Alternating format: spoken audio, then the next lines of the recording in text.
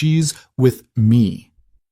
When a maintenance worker in dusty work boots dared to speak 3 words at a billion-dollar banquet, he didn't just stop the cruelty, he shattered the illusion of power itself. The room of elites froze. The billionaire heiress at the head of the table went pale, because those 3 simple words unlocked a secret that would destroy reputations, expose the true meaning of worth, and prove that sometimes the quietest voice carries the sharpest blade. Stay with me until the end of this story. Hit that like button and comment what city you're watching from so I can see how far this tale travels. The grandeur room of the Sterling Heights Hotel had witnessed many displays of wealth, but tonight's gathering eclipsed them all. Crystal chandeliers worth more than most homes cascaded light across tables dressed in ivory silk. 23 of the city's most influential power brokers occupied the private dining space, their combined net worth exceeding $12 billion. They laughed too loudly, drank too freely, and wore their privilege like armor that had never been tested. At the center of the long table, Marcus Thornhill held court. The real estate magnate's voice boomed across the room as he gestured with a wine glass that cost more than a month's rent for most people. His face was flushed with expensive bourbon and the particular confidence that came from never being told no. "I'm telling you, Richard, the waterfront project is a guaranteed return," Marcus said, slapping the shoulder of the man beside him. 18 months, triple your investment. The city council is already in our pocket. Around him, agreements flowed as easily as the wine. These were people who moved markets with phone calls, who shaped skylines with signatures, who believed their bank accounts gave them the right to reshape the world according to their vision. At the far end of the table, trying to make herself invisible, sat Emma Chen. 26 years old, recently hired as an executive assistant to one of the investment firms represented tonight. She wore a simple black dress that she'd agonized over for hours, knowing it wasn't quite right but unable to afford anything better. Her hands trembled slightly as she took notes on her tablet, recording discussions that would determine the financial futures of thousands of people who would never know these decisions were being made.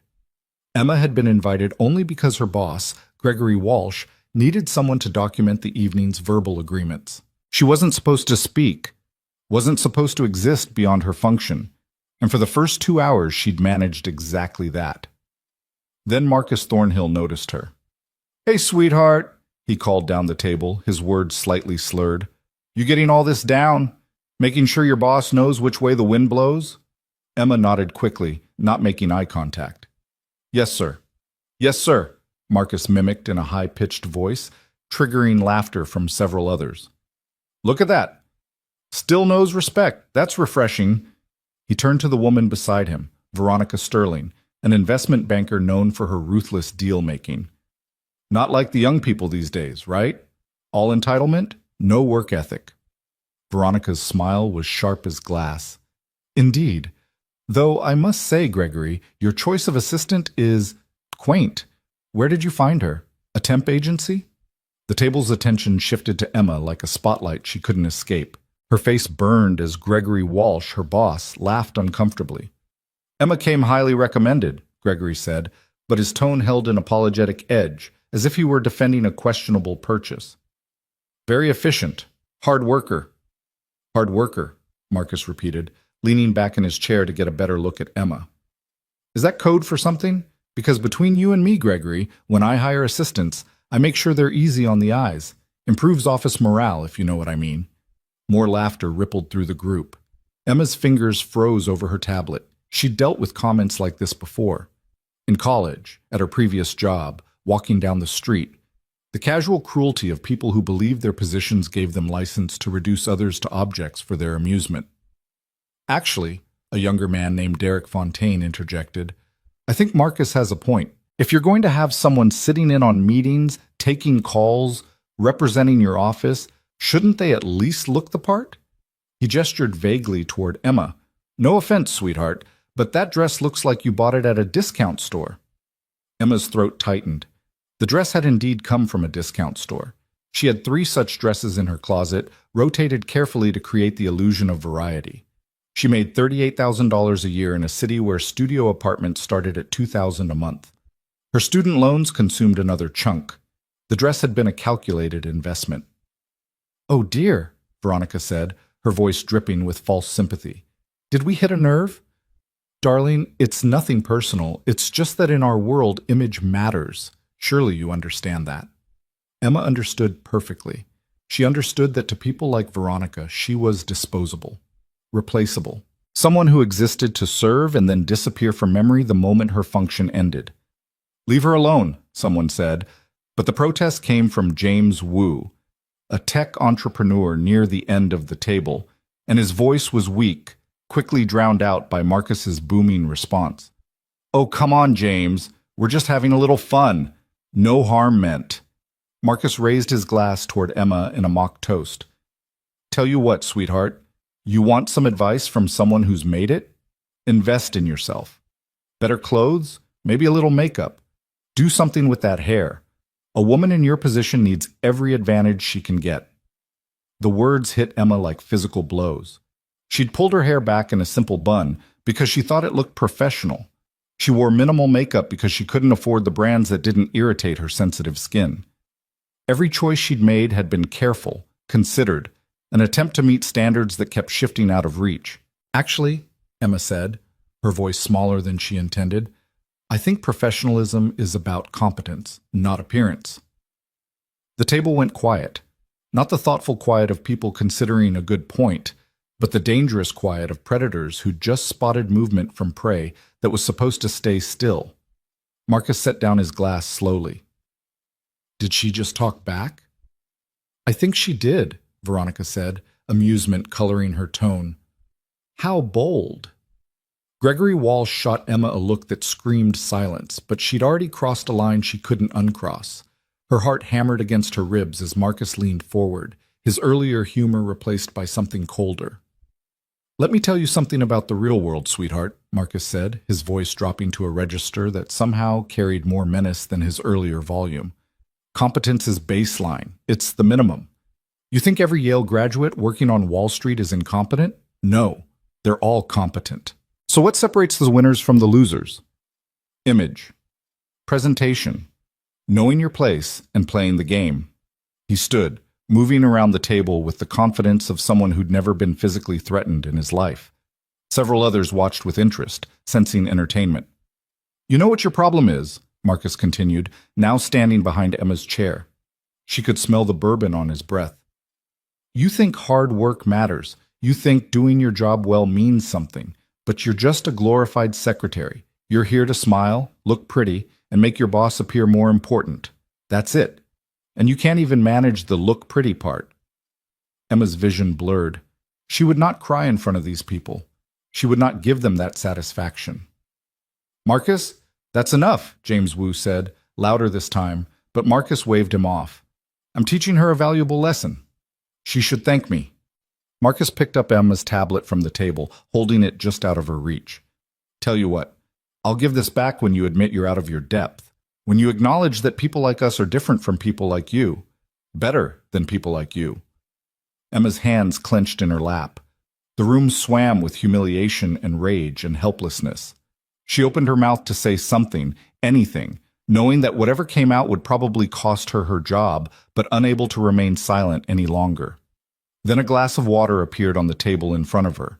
Not placed gently, not slid across the surface, simply appeared, as if materialized from nowhere, the water inside perfectly still despite the movement that must have brought it. Emma looked up. A man stood beside her chair. He was tall but not imposing, perhaps early 30s, with dark hair that needed a cut and eyes that held a peculiar calm. He wore work pants with visible stains, a canvas jacket over a faded t-shirt, and steel-toed boots that had clearly seen years of hard use.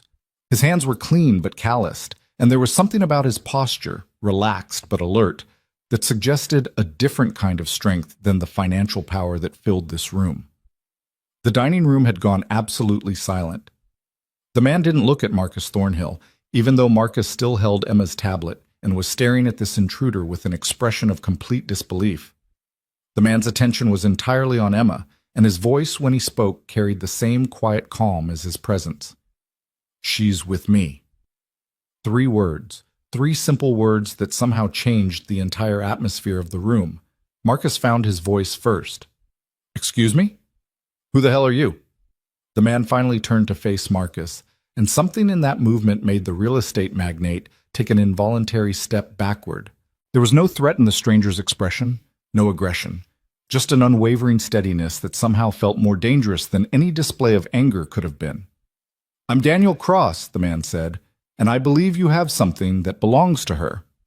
He gestured to the tablet still in Marcus's hand.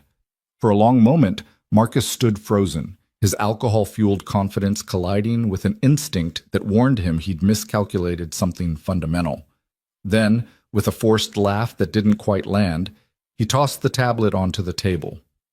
"Security should have stopped you at the door," Marcus said, trying to reclaim control. "This is a private event." "I was doing maintenance in the building," Daniel replied. "Heard raised voices. Thought someone might need help." His gaze moved around the table, touching briefly on each face. Several people looked away. "Seems I was right." Gregory Walsh stood abruptly, his chair scraping against the floor. "Emma, you know this man?" Emma shook her head, too shocked to form words. She'd never seen Daniel Cross before in her life, yet he'd inserted himself into her nightmare, as if he had every right to be there. "Then I'm calling security," Gregory said, reaching for his phone. "Wait." The word came from the head of the table, where until now, one person had remained silent throughout the entire evening's cruelty. Isabella Rowan, 29 years old, heiress to the Rowan Industries fortune, CEO of a company valued at $3 billion, rose from her chair with a grace that suggested every movement was calculated. She wore a midnight blue dress that probably cost more than Emma's car, her dark hair swept up in an elegant twist, her face a carefully maintained mask of composure. Isabella Rowan was known for three things: her ruthless business acumen, her emotional detachment, and her ability to command any room she entered. Right now, as she stared at Daniel Cross, she looked like someone who'd seen a ghost. "Daniel Cross," she repeated, her voice barely above a whisper. "You said your name is Daniel Cross?" Daniel turned to face her, and for the first time his expression shifted. Not dramatically, but enough that Emma noticed a flicker of recognition, of memory, of something complicated passing between these two people who clearly knew each other. "Miss Rowan," Daniel said, and there was something in his tone.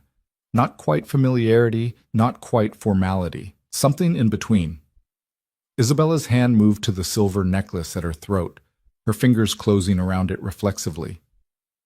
"I know you." "You knew me," Daniel corrected gently. "A long time ago." The room watched this exchange with the fascination of people witnessing something they didn't understand but sensed was significant.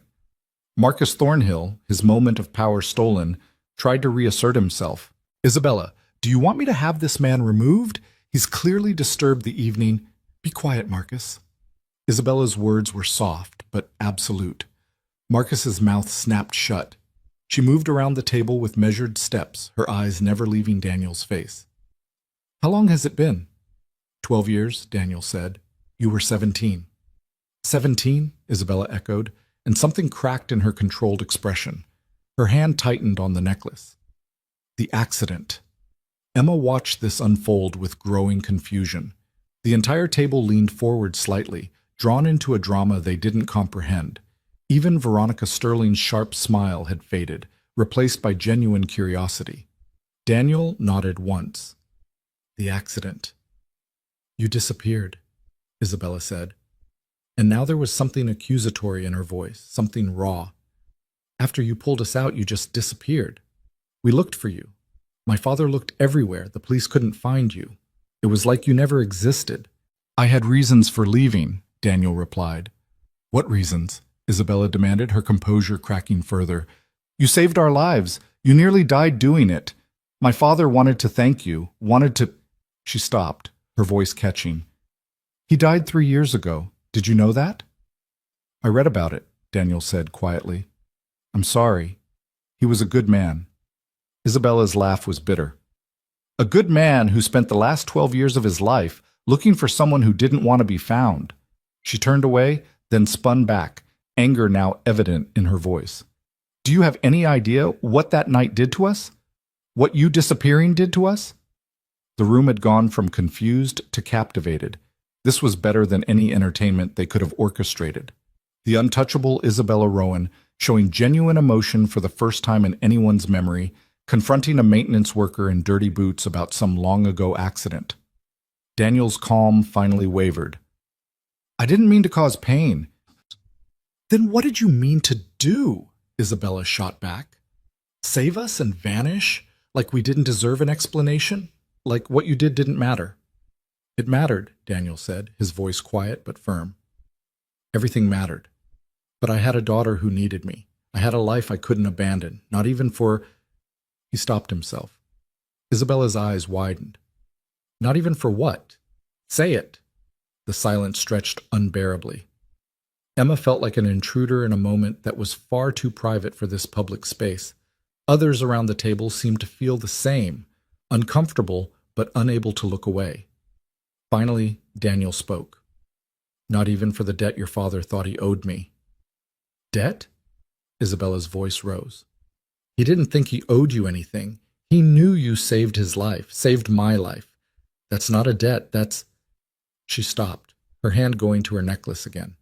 "You left because you didn't want him to repay you?" "I left because I couldn't be who he needed me to be," Daniel said. "I was a different person then, lost, broken. Your father saw potential in me that didn't exist. I couldn't let him waste his resources trying to fix something that was already too damaged." Isabella stared at him for a long moment, and Emma saw something shift in her expression. Understanding, perhaps. A recognition of a kind of pain that matched her own hidden wounds. "You're wrong," Isabella said finally. "You weren't broken. You were the only person who acted when everyone else was too afraid. You were the only one who—" Her voice broke completely, and she turned away, her shoulders rigid with the effort of maintaining control. Marcus Thornhill, reading the room with a politician's instinct, saw an opportunity to redirect attention. "This is all very touching," he said loudly, "but I fail to see what a dramatic reunion has to do with this young woman lying about knowing you." He pointed at Emma.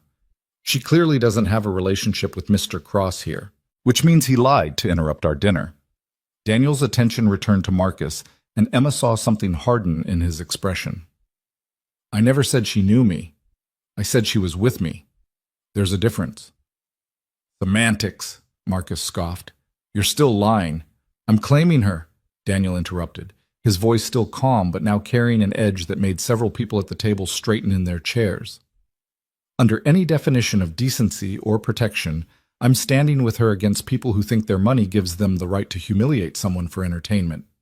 Veronica Sterling laughed, though it sounded forced. "How noble!" The working-class hero swoops in to save the damsel in distress. "I don't need to save anyone," Daniel replied, looking at Emma for the first time since his initial appearance. "She doesn't need saving. She needs people to stop being cruel." His gaze swept the table again. "Which, from what I heard walking in, seems to be asking too much from this group." Gregory Walsh stood again, his face red. "Now see here. You can't just walk into a private event and insult." "I can," Daniel said simply. "I just did. And unless someone here wants to physically remove me, I'm going to stay right where I am until this young woman feels safe enough to leave on her own terms." The challenge hung in the air. Several of the men at the table were larger than Daniel, younger than Daniel, more conventionally powerful than Daniel. But something about his presence, that absolute calm, that unwavering certainty, made the idea of physically confronting him feel dangerous in a way none of them wanted to test. Isabella Rowan, who had been silent during this exchange, moved back to her seat at the head of the table. She sat down carefully, her composure returning piece by piece, like armor being reassembled. When she spoke, her voice carried the authority of someone accustomed to being obeyed. "Everyone sit down." It wasn't a request. One by one, the people at the table resumed their seats. Marcus hesitated longest, clearly unhappy about surrendering his position of power, but eventually he too sat. Isabella's gaze moved to Emma. "What's your name?" "Emma Chen, Ms. Rowan." "Emma Chen," Isabella repeated. She looked at Gregory Walsh.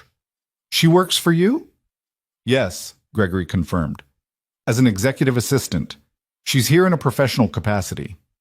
And in that professional capacity, she was subjected to commentary about her appearance, her clothing, and her worth as a human being. Isabella's tone was conversational, but Emma heard steel underneath. Is that accurate? Gregory shifted uncomfortably. There may have been some lighthearted, is that accurate? Isabella repeated. Yes, Gregory admitted quietly. Isabella nodded slowly. Her fingers drummed once on the table, a gesture of contained emotion. Then she looked at Marcus Thornhill. You led this light-hearted conversation? Marcus's face flushed. It was harmless, just some fun between colleagues. Fun, Isabella said flatly. She looked at Veronica. You participated? Veronica had the grace to look slightly uncomfortable. It was poor judgment. Poor judgment. Isabella's lips curved in something that wasn't quite a smile. Interesting way to describe cruelty. She stood again, and this time everyone remained seated, understanding that her movements were deliberate, controlled, dangerous. Let me tell you all a story. She walked slowly behind the chairs, her hand trailing along the backs. 12 years ago, on a night very much like this one, I was riding in a car with my father. We were coming from an event not unlike this dinner, surrounded by wealth, power, influence. My father was on the phone, making deals that would affect thousands of people. I was thinking about college applications and which Ivy League school would be most advantageous for my career. Emma watched Isabella's face as she spoke, seeing emotions that had been carefully hidden now surfacing in controlled doses. It was raining, Isabella continued. The roads were slick. Our driver, an employee of 20 years, a man whose name was George Kimball, a man with a wife and 3 children, lost control on a bridge. The car went through the railing and into the river. Several people at the table looked uncomfortable now, sensing where this story was heading. The water was freezing, Isabella said, her voice distant with memory. The car filled in seconds. My father got his seatbelt off, got mine off, broke the window. But the current was strong. I was 17 years old and I was drowning in black water, and I remember thinking how stupid it all was, how meaningless. All the money, all the connections, all the carefully cultivated advantages, none of it mattered. I was going to die before I lived. She stopped behind Daniel's chair, her hand resting on the back. And then someone jumped in. Someone who had been driving past, who saw the accident, who didn't hesitate. Someone who dove into that freezing water without thinking about whether they could swim well enough, whether the current was too strong, whether helping us would put his own life at risk. Isabella's hand moved to Daniel's shoulder briefly, then withdrew. He pulled me out first, then went back for my father. Then went back for George, our driver, even though by then George was already gone. He brought all 3 of us to the riverbank. My father was unconscious. I was hypothermic, barely aware. And this man, this stranger, performed CPR on my father until the paramedics arrived, saved his life, saved mine. She moved around the table again, returning to her seat. The paramedics took us away. When we asked about the man who saved us, he was gone. No name, no contact information. My father hired investigators, put out appeals, even offered a reward. Nothing. It was like our rescuer had been a ghost. Isabella sat down, her hands folded carefully in front of her. My father was never the same after that night. Oh, he returned to work, continued building his empire.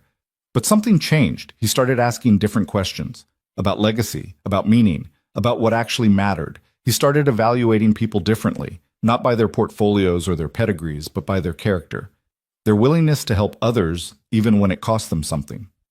She looked directly at Marcus Thornhill. My father would have been disgusted by what happened here tonight, by successful, powerful people using their advantages to tear down someone who couldn't fight back, by cruelty disguised as humor, by people who have everything showing contempt for someone who's just trying to survive. Marcus's face had gone from flushed to pale. Isabella, I didn't mean, I don't care what you meant, Isabella cut him off. I care what you did. And what you did was show me exactly who you are when you think there are no consequences. She turned her attention to Gregory Walsh. Emma Chen is fired from your company, effective immediately. Emma's stomach dropped. Gregory started to protest, but Isabella raised a hand. She's fired because I'm hiring her. Triple her current salary, full benefits, reporting directly to me.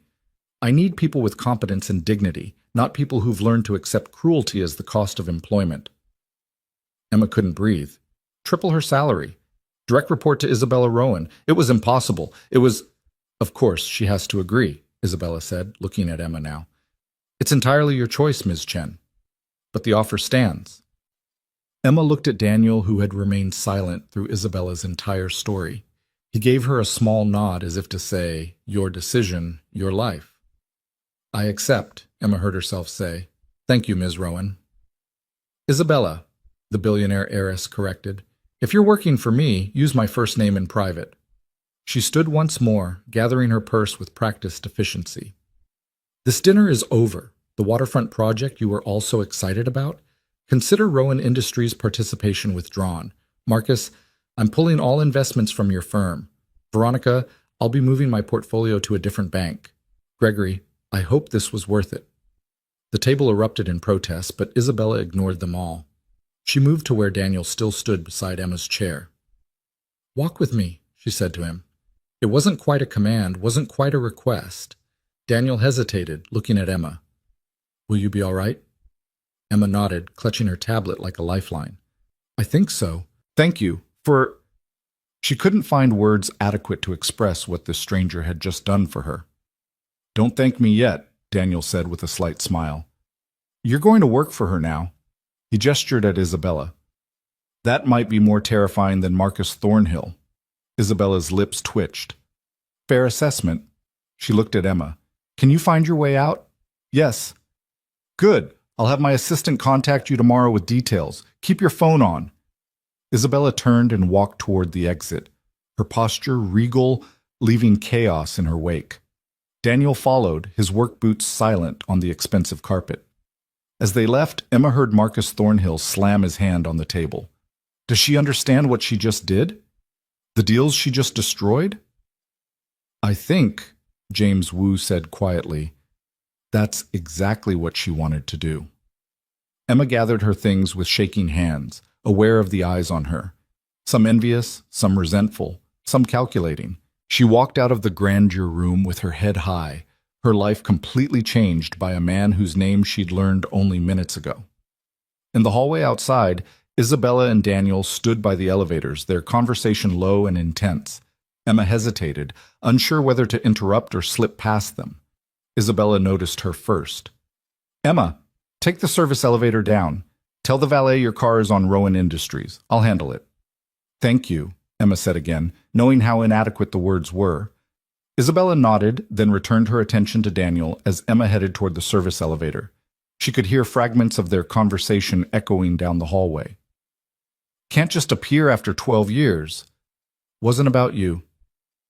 My father died looking for you." "I know. I'm sorry." The elevator doors closed on their voices, and Emma leaned against the wall, her legs suddenly weak. In the span of 20 minutes, her entire world had shifted.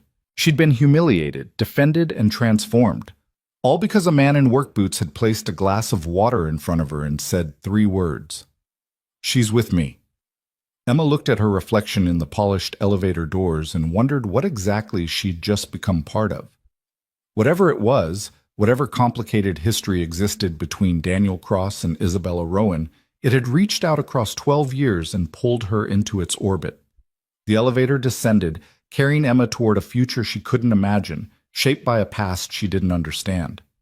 Above, in the now empty grandeur room, Marcus Thornhill sat alone at the table, staring at the glass of water that Daniel had placed in front of Emma. It sat there still, untouched, the water perfectly clear and calm. A simple glass of water that had changed everything. The morning had started the way most mornings started in Daniel Cross's life, with the smell of burned toast and the sound of his daughter's laughter cutting through the quiet dawn of their small apartment.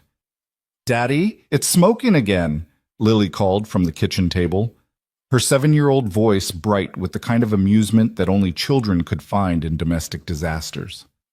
Daniel rushed from the bathroom, still buttoning his work shirt, to find their ancient toaster living up to its reputation. He unplugged it quickly, waving away the thin stream of smoke with a dish towel, while Lily giggled behind her hands. "That's the 3rd time this week," she said, her dark eyes dancing with mirth. Those eyes were her mother's eyes, the only part of Sarah that Daniel saw every single day, a gift and an ache all at once. "Then I guess it's cereal morning," Daniel replied, pulling the blackened bread from the toaster with a fork. He tossed it in the trash and grabbed the box of store-brand cereal from the cabinet above the sink. Their kitchen was barely large enough for two people to stand in comfortably, with counters that had seen better decades and cabinets that didn't quite close properly anymore. But it was clean, and it was theirs, and that had to be enough. Lily was already pouring milk into her bowl with the careful concentration she applied to everything. She wore her school uniform, a blue polo shirt that was getting too small and khaki pants that Daniel had let out twice already. She'd need new clothes soon, which meant extra shifts, which meant less time with her. The mathematics of single parenthood were relentless and unforgiving. "Are you fixing the big building again today?" Lily asked, her spoon creating careful patterns in her cereal. "The Sterling Heights Hotel, yeah," Daniel confirmed, pouring coffee into a travel mug that had a crack running down one side. He'd been meaning to replace it for months, but kept forgetting. "They've got a banquet tonight, so I need to make sure all the mechanical systems are running perfectly." "What's a banquet?" "It's like a fancy dinner party for rich people," Daniel explained, sitting down across from her with his own bowl of cereal. Their table was small, salvaged from a curb 3 years ago and refinished by hand. 2 chairs, 2 place settings, 2 lives built carefully in the spaces between what they'd lost and what they were trying to become. Lily considered this information seriously. "Do they have better food than us?" Daniel smiled despite the pang in his chest. "Probably fancier food, but I bet it's not as good as our Saturday pancakes." "Nothing's as good as Saturday pancakes," Lily agreed with absolute certainty. She took another bite of cereal, then looked up at him with sudden concern. "Will you be home for dinner?" This was the question Daniel dreaded most. "I'll try, sweetheart. But if the job runs late, Mrs. Patterson will give you dinner, okay?" Mrs. Patterson was their neighbor, a retired teacher who watched Lily after school when Daniel's work schedule ran long. She was kind and reliable and charged far less than she should, probably because she understood what it meant to stretch a dollar until it screamed. Daniel paid her what he could and made up the difference by fixing things in her apartment. Leaky faucets, stuck windows, the temperamental furnace that kept her warm through winter. "Mrs. Patterson makes mushy vegetables," Lily said, but without real complaint. She'd learned early not to be picky, another lesson Daniel wished she didn't have to know. "Then I'll definitely try to be home," Daniel promised, reaching across the table to tap her nose gently. "We can have grilled cheese and tomato soup. Deal?" "Deal," Lily said, her smile returning full force. They finished breakfast in comfortable quiet, the kind of silence that spoke of familiarity and trust. Daniel washed the dishes while Lily packed her school bag, checking twice that she had her homework and her library book. She was meticulous about these things, more responsible than most 7-year-olds, and Daniel felt that familiar mixture of pride and sadness that came from knowing his daughter had grown up faster than she should have. "Ready?" he asked, grabbing his keys and the leather notebook he always carried, worn smooth by years of handling. Lily nodded, shouldering her backpack. She took his hand as they left the apartment, her small fingers warm and trusting in his. They walked down 3 flights of stairs. The elevator had been broken for 2 months, and out into the morning streets of a city just beginning to wake. Their neighborhood wasn't dangerous exactly, but it wasn't safe either. It existed in that uncertain space where people worked hard, struggled harder, and tried not to notice when their neighbors disappeared in the night, evicted or fleeing or simply giving up. Daniel had lived here for 8 years, ever since Sarah's death had left him alone with an infant daughter and a grief so vast he'd thought it might swallow them both. He'd survived. They'd survived. But survival wasn't the same as thriving, and Daniel was constantly aware of how thin the margin was between their current stability and complete disaster. They reached Lily's elementary school 15 minutes later, joining the stream of parents and children flowing through the front gates. The school was old but well-maintained, with teachers who cared more than they were paid to, and a principal who knew every student by name. It was one of the reasons Daniel had chosen this neighborhood, despite its other drawbacks. "Have a good day, Princess," Daniel said, kneeling down to Lily's level. "Remember, if I'm late, Mrs. Patterson will pick you up." "I know, Daddy," Lily said, but she hugged him anyway, fierce and quick. "Fix the building good." "I always do," Daniel replied, watching as she ran to join her friends near the entrance. She looked back once, waving, and he waved back, keeping his smile in place until she disappeared inside. Then he stood, checked his watch, and headed for the bus stop. His truck had died 2 weeks ago, and the repair costs were more than the vehicle was worth. He'd been taking public transportation since then, adding an extra hour to his commute, but saving money he desperately needed for Lily's growing list of expenses. The bus was crowded with other early morning workers, housekeepers and line cooks and security guards, people whose labor kept the city running but who remained invisible to those who benefited from their work. Daniel found a seat near the back and pulled out his leather notebook, not to read, but simply to hold, a talisman against the day ahead. The notebook had been a gift, though calling it a gift felt inadequate for what it represented. Inside its worn pages were notes written in another man's hand, words that had once meant hope and possibility, and a future Daniel had ultimately walked away from. He kept the notebook anyway, unable to throw it away even after all these years, even though looking at it brought back memories he'd tried hard to bury. The bus lurched through traffic, carrying Daniel across the city from the neighborhood where people like him lived to the district where people like Isabella Rowan shaped the world according to their visions. The contrast was stark, buildings growing taller and cleaner, cars becoming newer and more expensive, even the sunlight seeming somehow brighter once they crossed the invisible boundary between struggle and success. Daniel got off at the Sterling Heights Hotel, a tower of glass and steel that catered to the wealthiest clients in the city. He'd been working here for 3 years, part of the maintenance crew that kept the building's complex systems running smoothly. It was steady work, union work, with benefits that covered Lily's health care and a wage that almost covered their bills. He entered through the service entrance, nodding to Jimmy, the security guard who worked the morning shift. "Big night tonight, Danny boy," Jimmy said, scanning Daniel's ID badge. "Some kind of investment dinner in the grandeur room. They're paying overtime for anyone who stays late to handle emergencies." "I'll stay," Daniel said immediately. Overtime meant extra money, which meant maybe he could get Lily those new school clothes before the month ended. "Figured you would," Jimmy replied with a knowing smile. "You got a kid to feed. I remember those days." Daniel headed down to the basement mechanical room, where the hotel's heating, cooling, and electrical systems lived in a maze of pipes and wires that most people never saw or thought about. This was his domain, a place where problems had concrete solutions and hard work produced visible results. He understood systems, could diagnose issues by sound or smell, could coax failing equipment into lasting just a little longer.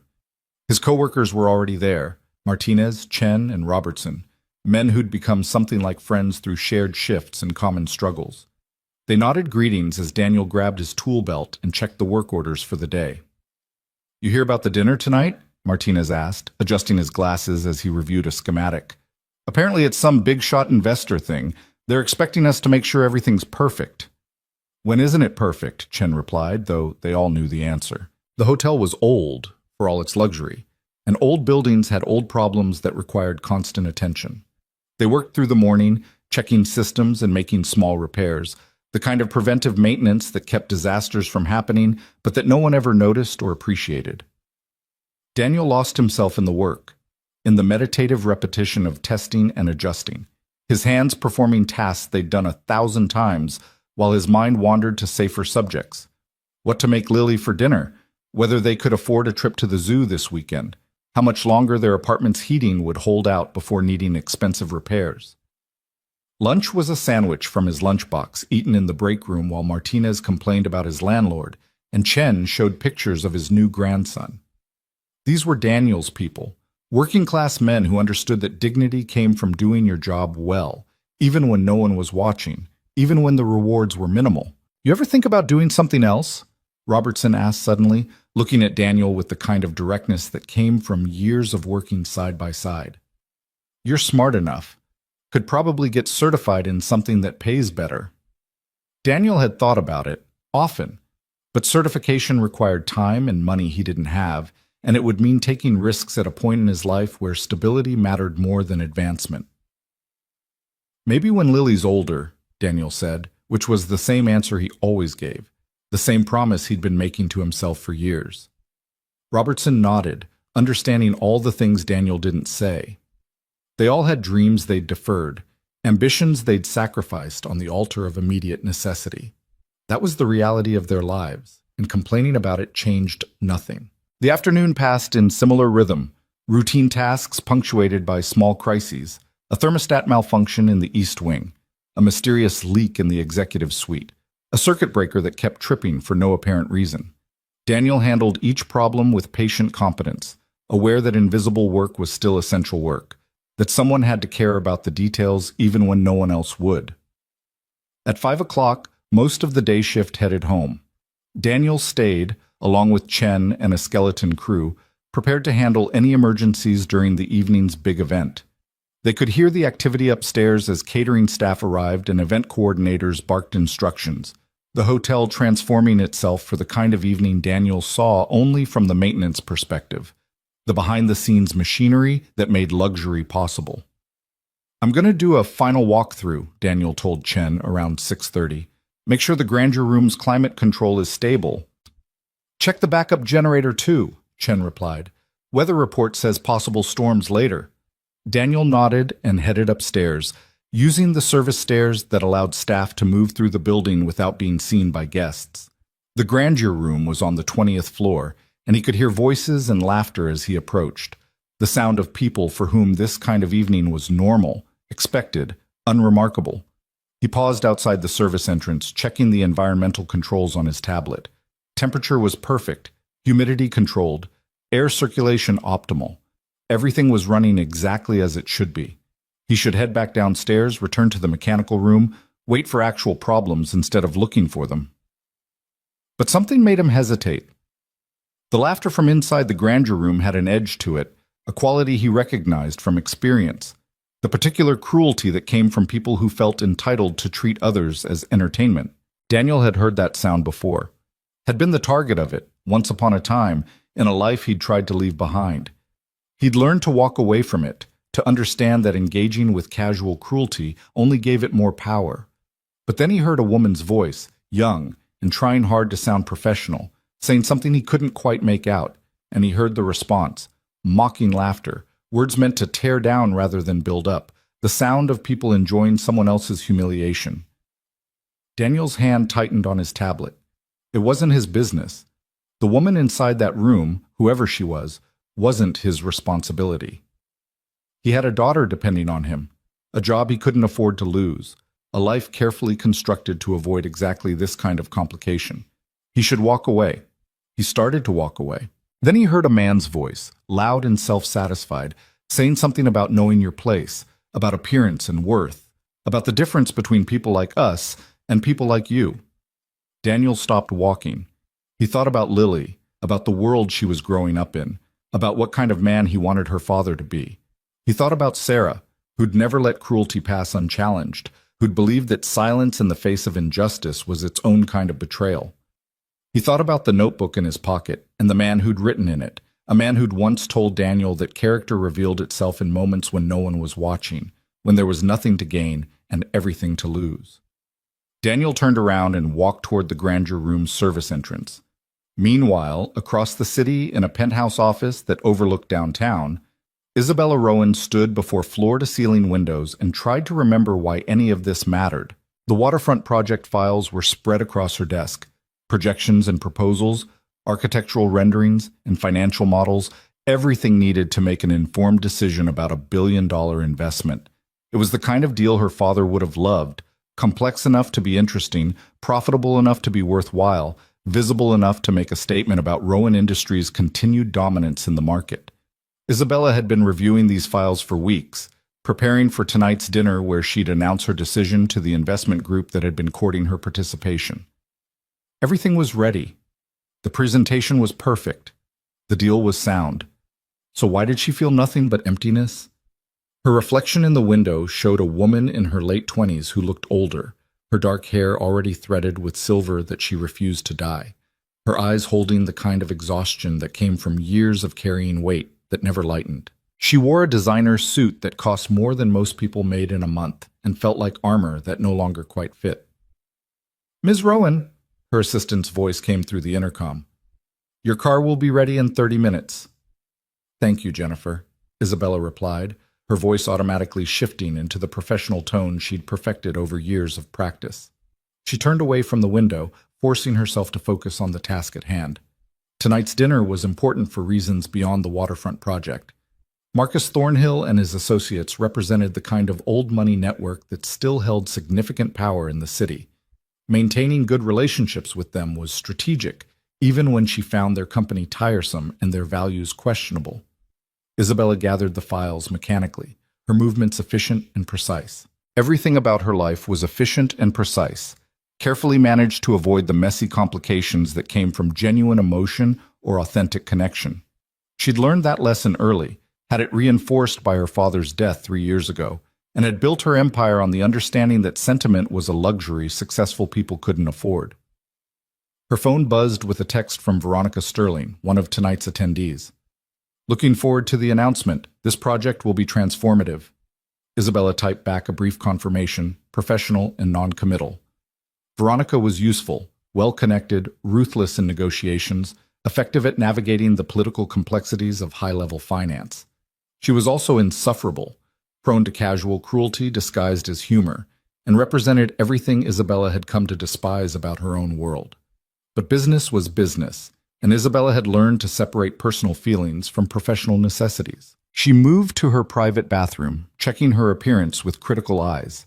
The midnight blue dress had been selected by her stylist, appropriate for the evening's tone, serious but not somber, elegant but not ostentatious. Her makeup was flawless, her hair arranged in a style that suggested effortless sophistication while actually requiring significant time and skill. Isabella barely recognized herself anymore. Somewhere between 17 and 29, between the girl who'd almost drowned and the woman who commanded billions, she'd lost track of who she actually was beneath all the careful construction. Her hand moved unconsciously to the silver necklace at her throat, her fingers tracing the small pendant that never left her skin. It was a simple piece, inelegant compared to the jewelry she could afford, but she wore it always, a talisman from a night she couldn't forget no matter how hard she tried. 12 years. 12 years since freezing water and strong hands and a voice cutting through her panic, telling her to hold on, to keep fighting, to stay alive. 12 years since her father had woken in a hospital bed and immediately demanded to know who'd saved them. 12 years since they'd learned that their rescuer had vanished without a trace, leaving nothing behind but questions and an aching sense of incompletion. Her father had never stopped looking. Thomas Rowan had spent the last 12 years of his life trying to find the man who'd jumped into that river, had hired investigators and made public appeals and offered rewards that went unclaimed. He'd died 3 years ago, still wondering, still searching, still unable to understand why someone would save their lives and then disappear as if the act meant nothing.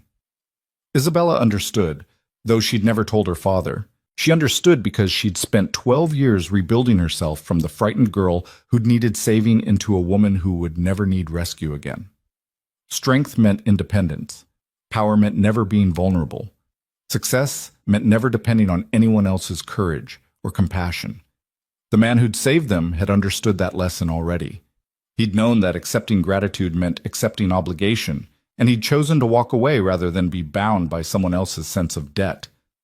Isabella respected that choice, even as it haunted her. "Ms. Rowan?" Jennifer's voice again. "Your car is here." "Coming," Isabella replied, gathering her purse and taking one last look at the woman in the mirror. Polished, professional, perfectly controlled. The mask was firmly in place. The drive to the Sterling Heights Hotel took 20 minutes through evening traffic.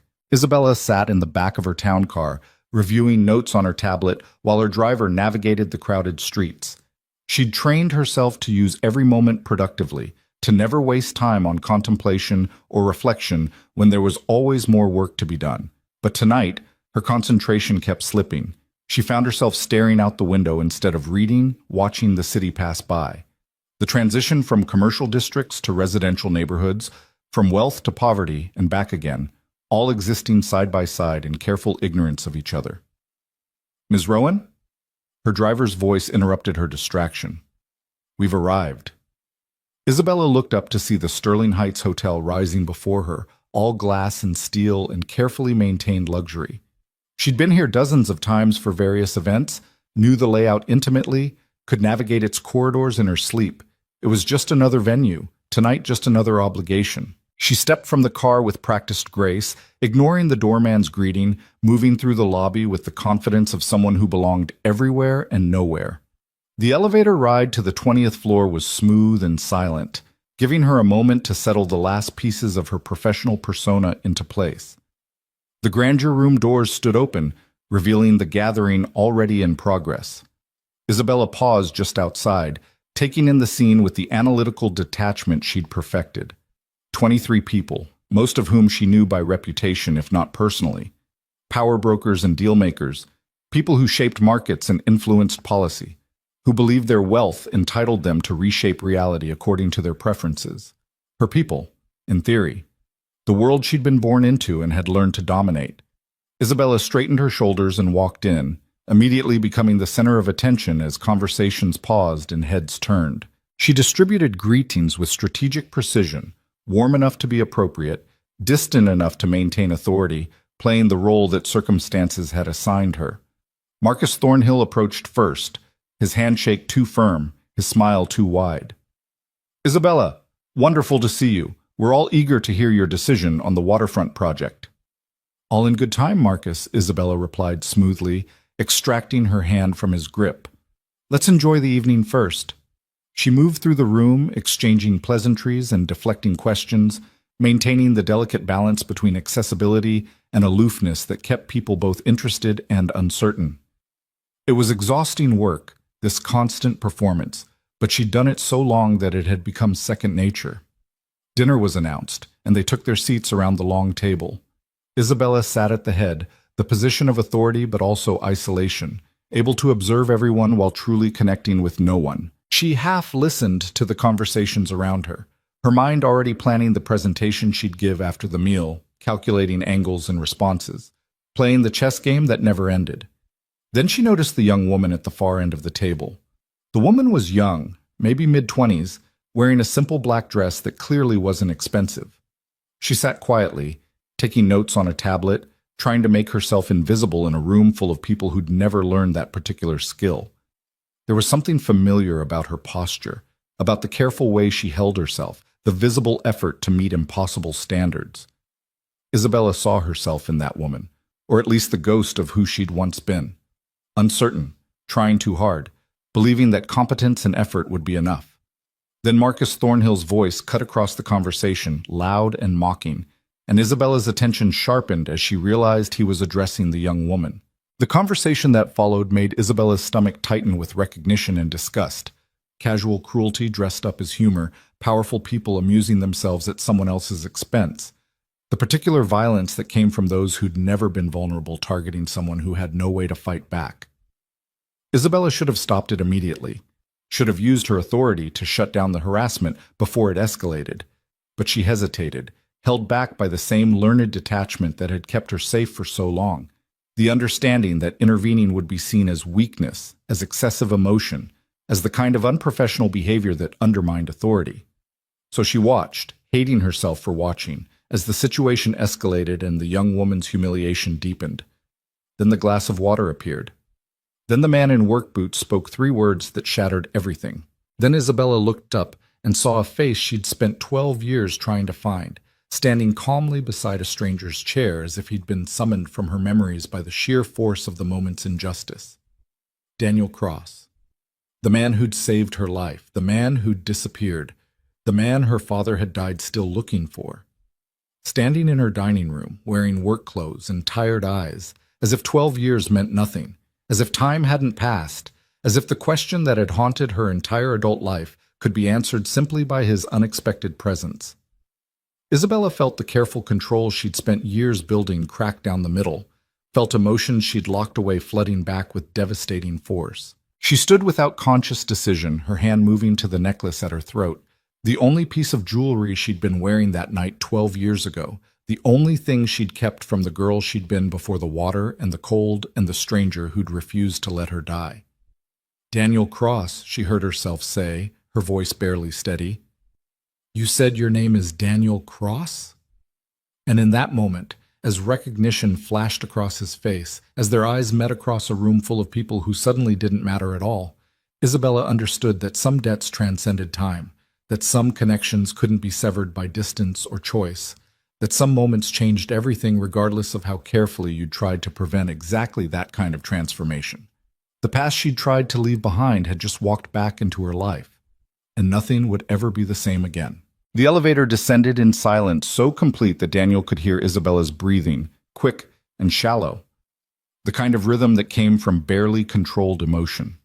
They stood on opposite sides of the small space, the polished brass walls reflecting their images back at them. A billionaire heiress in a dress that cost thousands, and a maintenance worker in boots that had seen better years. The contrast was almost absurd, except that 12 years ago, those distinctions hadn't mattered at all. "You have 30 seconds before these doors open," Isabella said, her voice tight with suppressed fury. "Tell me why you disappeared." Daniel kept his eyes on the descending floor numbers. "I had a daughter who needed me more than your father needed to repay a debt." "That's not an answer. That's an excuse." "It's the only answer I have." The elevator doors opened onto the lobby, and Isabella stepped out with the kind of controlled grace that came from years of being watched. Daniel followed, aware of the stares from hotel staff and guests, the visible confusion about why Isabella Rowan was leaving her own event with a man who clearly didn't belong in her world. "My car," Isabella said to her driver, who'd been waiting near the entrance. The man nodded and pulled the town car around immediately, understanding from her tone that questions would not be welcome. They climbed into the back seat, and Isabella gave her driver an address that made Daniel's stomach tighten. She'd just given the location of his apartment building. She knew where he lived. "You've been watching me," Daniel said quietly. "For 8 years," Isabella confirmed without apology. "Ever since my investigators finally found a Daniel Cross who matched the general description from that night. A maintenance worker with a daughter, living in the East District, keeping his head down and avoiding any situation that might put him in a database or a photograph. You were very careful. It took them 4 years just to confirm it was you." Daniel closed his eyes briefly. "Why didn't you approach me?" "Because my father was dying and he made me promise something." Isabella's voice wavered slightly, the first crack in her composure. "He made me promise that if we ever found you, I wouldn't force contact. He said you'd made a choice to walk away, and we had to respect that choice, even if we didn't understand it. Your father was a better man than most." "My father spent 12 years looking for you," Isabella said, and now the anger was fully present in her voice. 12 years wondering why someone would save his life and then vanish. 12 years of investigators and appeals and sleepless nights. He died still wondering, still hoping you'd come forward, still believing there had to be a reason good enough to justify what you did. Daniel turned to look at her directly for the first time since entering the car. "There was a reason." "But then tell me," Isabella demanded. "You owe me that much." "I don't owe you anything," Daniel replied, but his voice was gentle, not cruel. "That's the point. Your father wanted to owe me something, wanted to repay me, wanted to make me part of his world, and I couldn't accept that. Not because I didn't appreciate it, but because I knew what it would cost." "What would it cost?" Isabella's hands clenched in her lap. "Money? We had plenty. Opportunity? We could have given you anything. Education, position, connections." "My identity," Daniel interrupted. "It would have cost me who I was, who I needed to be for my daughter." The car moved through evening traffic, carrying them toward a neighborhood Isabella Rowan had probably never visited, where her wealth would stand out like a beacon, and her power would mean nothing to people fighting daily battles just to survive. "Explain that," Isabella said after a long silence. "Make me understand."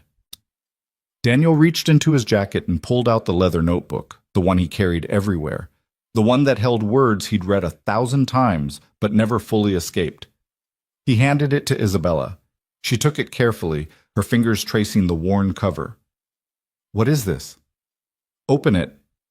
Isabella did, and Daniel watched her face as she saw her father's handwriting on the first page, strong and decisive. The script of a man who'd been accustomed to making declarations that became reality. "To Daniel Cross," Isabella read aloud, her voice catching on her father's name. "In gratitude for a life saved and a debt that can never be fully repaid. Whatever you need, whatever you want, whatever dreams you carry, Consider them already fulfilled. You have given us tomorrow. Let us give you forever.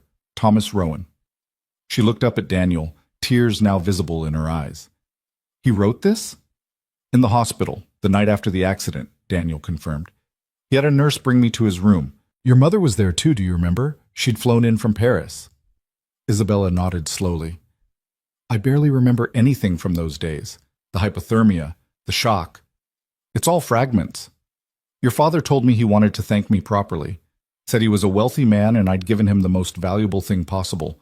More time with his daughter. He wanted to know what I needed, what I wanted from life. And when I couldn't answer, when I just stood there in wet clothes still shaking from the cold, he wrote that. Daniel gestured to the notebook. He told me to keep it, to think about it, to come back when I knew what I wanted. So you took it and disappeared, Isabella said bitterly. So I took it and realized I couldn't accept it, Daniel corrected. Keep reading. Isabella turned the pages, her expression shifting as she read entries in different handwriting, Daniel's own, written over the weeks and months following the accident. They were scattered thoughts, questions posed to himself, arguments conducted in the lonely hours after his infant daughter had finally fallen asleep. Who would I become if I accepted? Isabella read from one entry. Thomas Rowan saved himself by building an empire. I saved him by jumping in water. These are not equivalent actions requiring equivalent responses. I cannot let him remake me in the image of what he thinks I should be. She continued reading, her fingers moving faster through the pages, absorbing words written by a younger Daniel who'd struggled with a choice that most people would have considered obvious. Sarah died today, Isabella read from an entry dated 3 weeks after the accident, and her voice broke completely. Complications from childbirth. The doctor said there was nothing anyone could do. I have a daughter named Lily who will never know her mother. I have a notebook full of promises from a man who thinks he owes me everything. I have a choice to make between accepting help that would change my life and maintaining an identity that's all I have left of who I was before the water and the dying and the impossible weight of being someone's savior. Isabella closed the notebook carefully, her tears falling freely now. Your wife died? 3 weeks after I pulled you from the river, Daniel confirmed. She'd been sick during the pregnancy but hiding it, not wanting to worry me. By the time the doctors understood how serious it was, there was nothing they could do. She died 6 hours after giving birth to Lily. I'm so sorry, Isabella whispered. Your father came to the funeral, Daniel said. I didn't invite him, didn't even know he knew about Sarah's death, but he came anyway. Sat in the back of the church, didn't approach me afterward, just sent flowers and a note saying he understood if I needed time before making any decisions about his offer. That sounds like him, Isabella said softly. He was a good man, Daniel agreed, but he was also a man who solved problems with resources, who believed money and influence could fix anything. And I knew with absolute certainty that if I accepted his help, I would stop being Daniel Cross and become Daniel Cross, the man Thomas Rowan saved in return. My daughter would grow up in a world where her father's identity was defined by one night, one action, one debt that could never really be repaid. The car pulled to a stop outside Daniel's apartment building, a 5-story structure that had been built in the 70s and showed every year of its age. Graffiti marked the lower walls, and 2 of the exterior lights were burned out. It was the kind of building that people from Isabella's world drove past without seeing, where lives were lived in quiet desperation and small victories. This is where you've been, Isabella said, looking up at the building. For 8 years, while I've been in boardrooms and penthouses, you've been here. Raising my daughter, Daniel said, working honest jobs, building a life that's mine, not a gift from someone else. Isabella's driver opened her door, but she didn't move. I need to understand something. That night, upstairs in the grandeur room, you didn't know Emma Chen, didn't have any connection to her. Why did you intervene? Daniel was quiet for a moment, choosing his words carefully. I heard what was happening, heard people treating another person like she was worthless because she didn't have their advantages. And I thought about Lily, about the world she's growing up in, about what kind of man I want her father to be. He looked directly at Isabella. I thought about your father too, about what he would have done. Thomas Rowan had power, and he used it to protect people. I don't have power, but I have a voice, and sometimes that's enough." "It was more than enough," Isabella said. "Bella, you changed everything up there. People who've never been challenged, never been told they were wrong, you made them see themselves clearly." "You made them see themselves clearly," Daniel corrected. "I just gave you a reason to act." Isabella shook her head slowly. "No. You reminded me of something I'd forgotten. My father used to say that wealth without character was just decorated emptiness, that power without compassion was just legalized cruelty. I'd lost sight of that, been so focused on maintaining the empire he built that I forgot why he built it in the first place." She opened the car door and stepped out onto the sidewalk, looking up at the building where Daniel lived. "Can I meet her? Your daughter?" Daniel's protective instincts flared immediately. "I don't think that's a good idea." "Please," Isabella said, and the word came out raw, stripped of all her usual control. "I just want to see what you chose instead of my father's world. I want to understand what was worth more than everything we could have given you." Daniel studied her face, seeing genuine emotion beneath the careful mask, seeing the girl who'd almost drowned still living somewhere inside the woman who commanded billions. Against his better judgment, against every instinct that warned him to maintain separation between his two worlds, he nodded. "Okay, but just for a few minutes, and if she seems uncomfortable, you leave immediately." "Agreed," Isabella said quickly. They walked into the building together, an odd pairing that drew curious glances from the few residents they passed. The elevator was broken, as usual, so they took the stairs to the third floor. Daniel's apartment was at the end of the hallway, marked by a door that had been painted so many times the wood grain had disappeared entirely. He unlocked it and stepped inside, calling out immediately, "Lily, I'm home, and we have a visitor." The apartment was exactly what Isabella had expected, and somehow more affecting for its ordinariness. The furniture was old but clean, arranged with care in a space too small for comfort, but made livable through attention to detail. Children's drawings covered one wall, bright crayon pictures that showed a child's perspective on the world. A small kitchen table held the remains of an after-school snack, and school books were stacked neatly on a corner desk. Lily emerged from what must have been her bedroom, wearing pajamas covered in stars. She was small for 7, with her father's dark hair and eyes that held intelligence and curiosity in equal measure. She stopped when she saw Isabella, her expression shifting to polite confusion. "Lily, this is Ms. Rowan," Daniel said gently. "She's someone I knew a long time ago, before you were born. Miss Rowan, this is my daughter Lily." "Hello," Lily said carefully, with the courtesy that had clearly been taught and practiced. "It's nice to meet you." Isabella seemed unable to speak for a moment, her composure completely shattered by the sight of this small person who represented everything Daniel had chosen over her father's offers. When she finally found her voice, it was barely above a whisper. "Hello, Lily. You can call me Isabella." Lily looked to her father for permission, and Daniel nodded slightly. "Isabella," Lily repeated, testing out the informality. "That's a pretty name. Like a princess." "Thank you," Isabella managed, and a tear escaped down her cheek despite her efforts to maintain control. "You have a beautiful home." Lily beamed with pride. "Daddy and I fixed it up together. He let me pick the paint color for my room. Do you want to see it?" "Lily, Ms. Rowan can't stay long," Daniel started, but Isabella interrupted.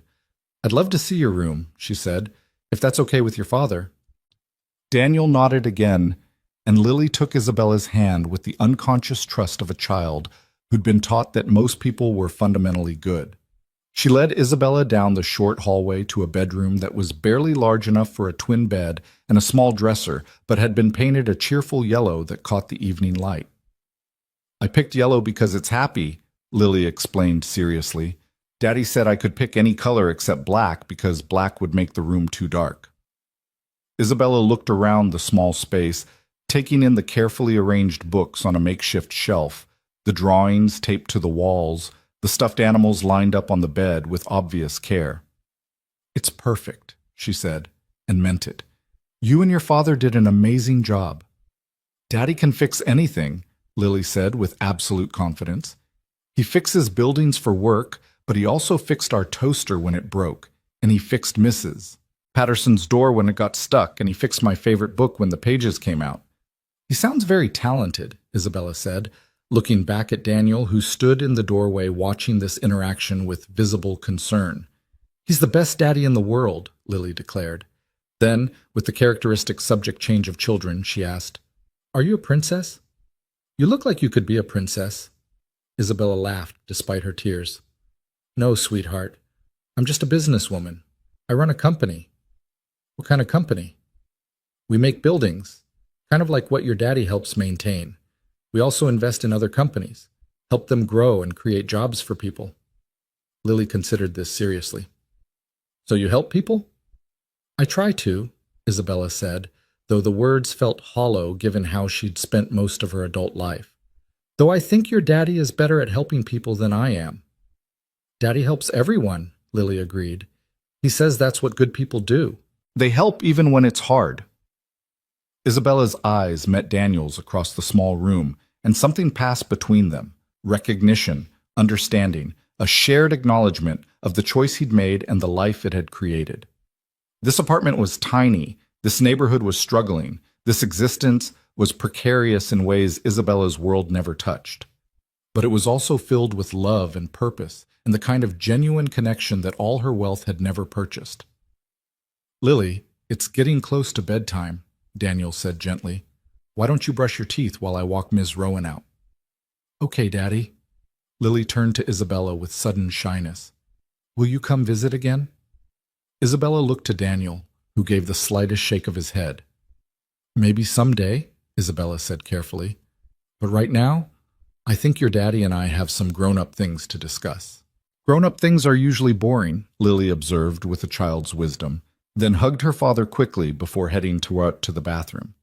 Daniel and Isabella returned to the small living room, the space somehow feeling even smaller now that they were alone again. Isabella stood in the center of the room, turning slowly as if trying to memorize every detail. "She's beautiful," Isabella said finally. "You've raised her well." "I've done my best," Daniel replied. "It hasn't always been easy." "But it's been yours," Isabella said. "This life, these choices, this struggle, it's all authentically yours. That's what you meant, isn't it? That's what you couldn't accept from my father." "Yes," Daniel confirmed. "Your father would have given me everything except the one thing I needed most. The knowledge that whatever I built through my own effort. That whatever my daughter had, she had because I worked for it, not because someone else owed me a debt." Isabella sank onto the worn couch, her expensive dress at odds with the faded upholstery. "I've spent 12 years being angry at you. Angry that you left, angry that you didn't let us help, angry that my father died still searching. But now I understand. You weren't rejecting us. You were protecting yourself, protecting her." "Your father understood too," Daniel said quietly. "Why do you think he told you not to force contact if you found me? He knew what I'd chosen and why. He just couldn't stop hoping I might change my mind."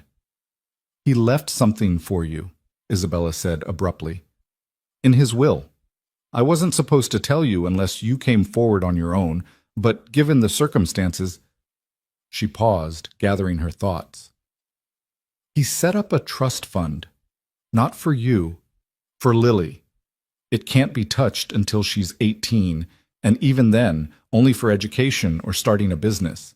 He wanted her to have opportunities without taking away your right to raise her as you saw fit." Daniel's jaw tightened. "I can't accept that." "You don't have a choice," Isabella said. "It's already done. The trust exists whether you acknowledge it or not. My father made sure it was legally binding. He also made sure it couldn't be accessed or altered by anyone, including me. When Lily turns 18, she'll be notified of its existence. What she does with it will be entirely her decision."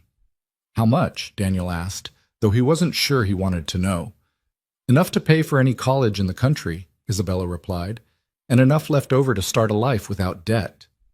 Daniel moved to the window, looking out at the neighborhood where he'd raised his daughter, the streets he knew by heart, the world he'd chosen instead of the one Thomas Rowan had offered. He should have let it go. "He couldn't," Isabella said.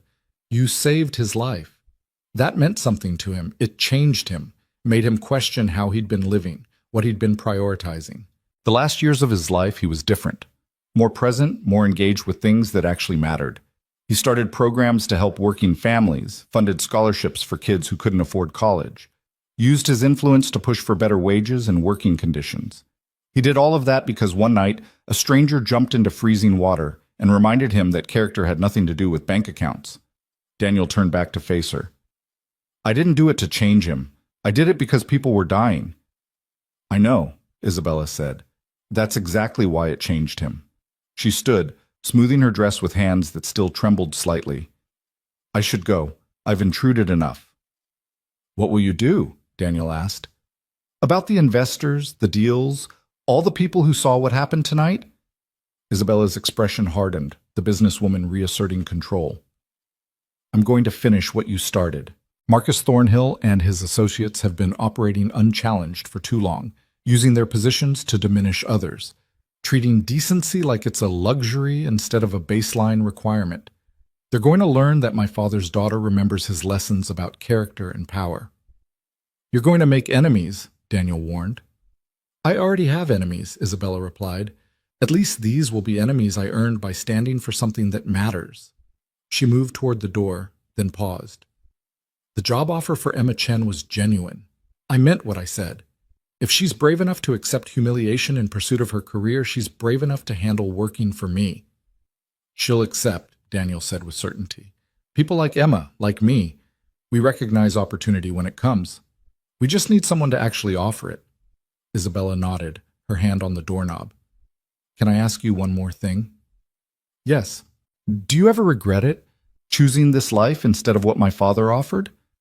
Daniel looked back toward Lily's room, where he could hear her singing to herself as she got ready for bed. Every single day, he said honestly, and not once. Isabella smiled, genuine and sad at the same time. That's the most honest answer anyone's ever given me. She opened the door, then turned back one final time. Thank you for letting me meet her, for letting me see what my father's money couldn't buy. Your father's money could have bought a lot of things, Daniel said, just not the things that matter most.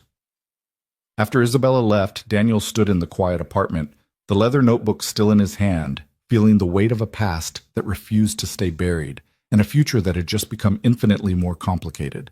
He could hear Lily still singing in her room, unaware that her life had just been touched by forces beyond her understanding, that choices made before her birth had just reasserted themselves in ways that would shape her future.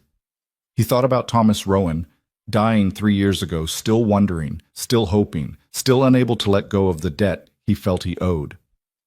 He thought about Isabella, spending 12 years being angry at a man she'd never truly known, only to discover that anger had been masking a deeper wound, the loss of certainty, the realization that being saved didn't guarantee understanding. Most of all, he thought about the moment upstairs in the grandeur room, when he'd heard cruelty in progress and made a choice to step forward. That choice had unlocked everything else. The confrontation, the recognition, the past colliding with the present in ways neither he nor Isabella could have predicted. Daddy? Lily appeared in the hallway, her toothbrush still in hand. Was that lady a friend of yours? Sort of, Daniel said carefully. She's someone I helped a long time ago, and she wanted to thank me. Lily processed this with a child's logic. She seemed sad. She was, Daniel confirmed. Sometimes thanking people makes them sad because it reminds them of hard things that happened. But you made her feel better, right? Because you always make people feel better. Daniel crossed to his daughter and knelt down to her level. I tried, but some people carry sadness that doesn't go away just because someone was kind to them. Lily hugged him spontaneously, her small arms fierce around his neck. I'm glad you're my daddy, she whispered, even if we don't have a lot of money like that lady probably does. Me too, princess, Daniel whispered back. Me too. After he tucked Lily into bed and turned out her light, Daniel returned to the living room and sat on the couch, where Isabella had sat, the leather notebook open on his lap. He read through the entries again, words written by a younger version of himself who'd struggled with an impossible choice, and ultimately chosen pride over pragmatism, identity over opportunity. He still believed he'd made the right choice. But sitting in an apartment that was too small, in a neighborhood that was too hard, raising a daughter who deserved better than the constant financial stress that defined their existence, It was harder to maintain that certainty than it had been 12 years ago, when grief and determination had felt like enough. Thomas Rowan's words stared up at him from the page. Consider them already fulfilled. The promise of a dead man to a living one, binding across years and circumstances, refusing to dissolve just because Daniel had walked away. Lily had a trust fund now, opportunities waiting for her that Daniel could never provide through his own efforts. And he would have to live with the knowledge that no matter how hard he worked, no matter how well he raised her, there would always be that asterisk, that caveat. Your daughter's future was secured by someone else's gratitude, not your own sufficiency. Daniel closed the notebook and set it aside, turning off the lights and preparing for bed. Tomorrow would bring new challenges, new work, new efforts to make ends meet and keep Lily safe and build a life that felt earned rather than given. But tonight, the past had caught up with him, and nothing would ever be quite the same again. In her car, speeding back across the city toward a penthouse that felt emptier with every mile, Isabella Rowan clutched her phone and stared at the single name in her contacts she'd never called, Emma Chen, whose information she'd acquired the moment she'd made that impulsive job offer. She'd meant it, every word. Emma would work for her, would be protected by her, would have opportunities to prove herself in ways that didn't involve tolerating cruelty disguised as business culture. But more than that, Emma represented something Isabella hadn't felt in years, the possibility that power could be used for protection instead of domination, that wealth could create opportunity instead of just accumulating more wealth, that maybe, just maybe, her father's lessons about character hadn't been naive idealism, but a roadmap she'd lost sight of. Daniel Cross had reminded her of those lessons by standing calmly in a room of predators and refusing to let them feast unchallenged. He'd spent 12 years living by those principles in circumstances far harder than anything Isabella had ever faced. The least she could do was try to honor that example in a world that had forgotten what it meant. Her phone rang, Marcus Thornhill's name appearing on the screen. Isabella declined the call without hesitation. Then she blocked his number. Then she began composing an email to her legal team, outlining exactly which business relationships would be terminated effective immediately and which investors would be informed that Rowan Industries no longer desired their participation. It would cost her, financially, professionally, personally. Some of these people had been in her life since childhood, had known her father, had supported her ascension to CEO, but they'd also revealed themselves tonight, had shown her who they became when they thought there would be no consequences, had demonstrated that all their polish and education and sophistication meant nothing when measured against basic human decency. Her father would have approved of what she was about to do, would have stood beside her as she dismantled relationships and redirected resources and chose principle over profit. Daniel Cross would probably never know the full extent of what his calm intervention had set in motion, but Isabella would know. And that would have to be enough. The city passed by outside her window, thousands of lives being lived in the spaces between wealth and poverty, power and helplessness, choice and necessity. Somewhere in that vast urban landscape, a maintenance worker was tucking his daughter into bed, reading her a story, promising her a better tomorrow, even though he didn't know quite how he'd deliver it. And somewhere in that same landscape, a woman who'd almost drowned 12 years ago was finally learning to swim. The morning after the dinner, Marcus Thornhill's phone began ringing at 6:45.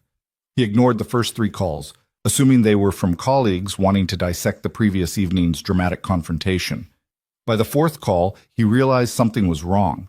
By the 7th, he knew his world was collapsing.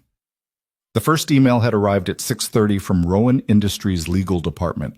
Formal, clinical, devastating in its brevity. All existing contracts between Thornhill Development and Rowan Industries were being terminated effective immediately, with penalty clauses waived in exchange for expedited separation. Partnership discussions regarding the waterfront project were concluded. Future collaboration would not be pursued. The second email came from his own legal team, forwarding communication from 3 other major investors who'd been at last night's dinner. Each was withdrawing from the waterfront project, citing concerns about leadership and company culture. The words were diplomatic, but Marcus understood what they really meant. Associating with him had become toxic overnight. By 8 o'clock, Marcus sat in his office overlooking the city, watching his assistant field calls from reporters who'd somehow gotten wind that something significant had happened at a private dinner. The story was spreading through the interconnected world of high finance like a virus, mutating with each retelling but maintaining its essential DNA. Marcus Thornhill had humiliated someone at Isabella Rowan's table, and she'd responded by destroying his business prospects. His phone buzzed again. This time it was Gregory Walsh, Emma Chen's former boss, his voice tight with barely controlled panic. "Did you see the statement Rowan Industries just released?" Marcus hadn't. He pulled up his email, and there it was, sent to every major financial news outlet an hour ago, timed perfectly for the morning news cycle. Rowan Industries is committed to fostering business relationships built on mutual respect, ethical conduct, and the understanding that character matters more than capital. Recent events have clarified which partners share these values and which do not.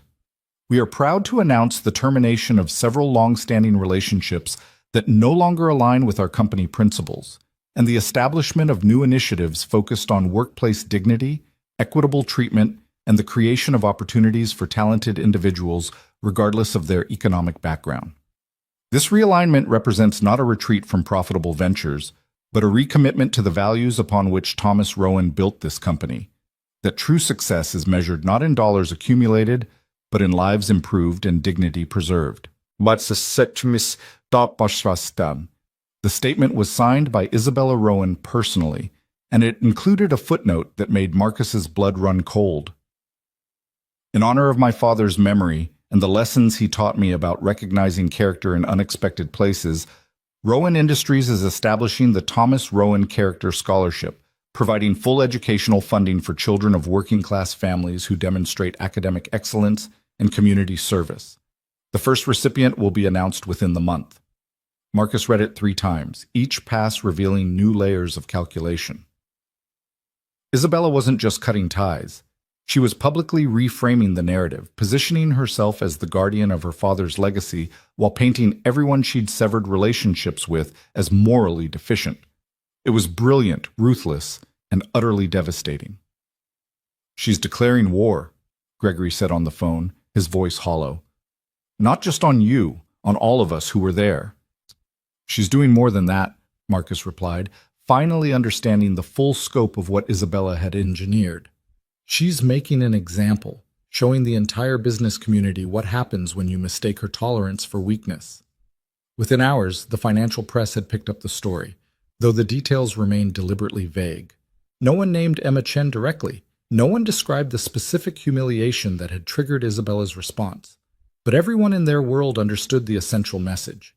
Isabella Rowan had witnessed something unacceptable and had wielded her considerable power to exact consequences.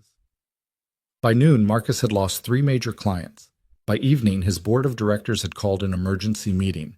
By the time the sun set on what should have been a day of celebration for the waterfront project, Marcus Thornhill's reputation had been reduced to rubble, and his company's future hung in precarious balance. Across town, in a conference room at Rowan Industries headquarters, Emma Chen sat in a chair that probably cost more than her monthly rent and tried not to hyperventilate.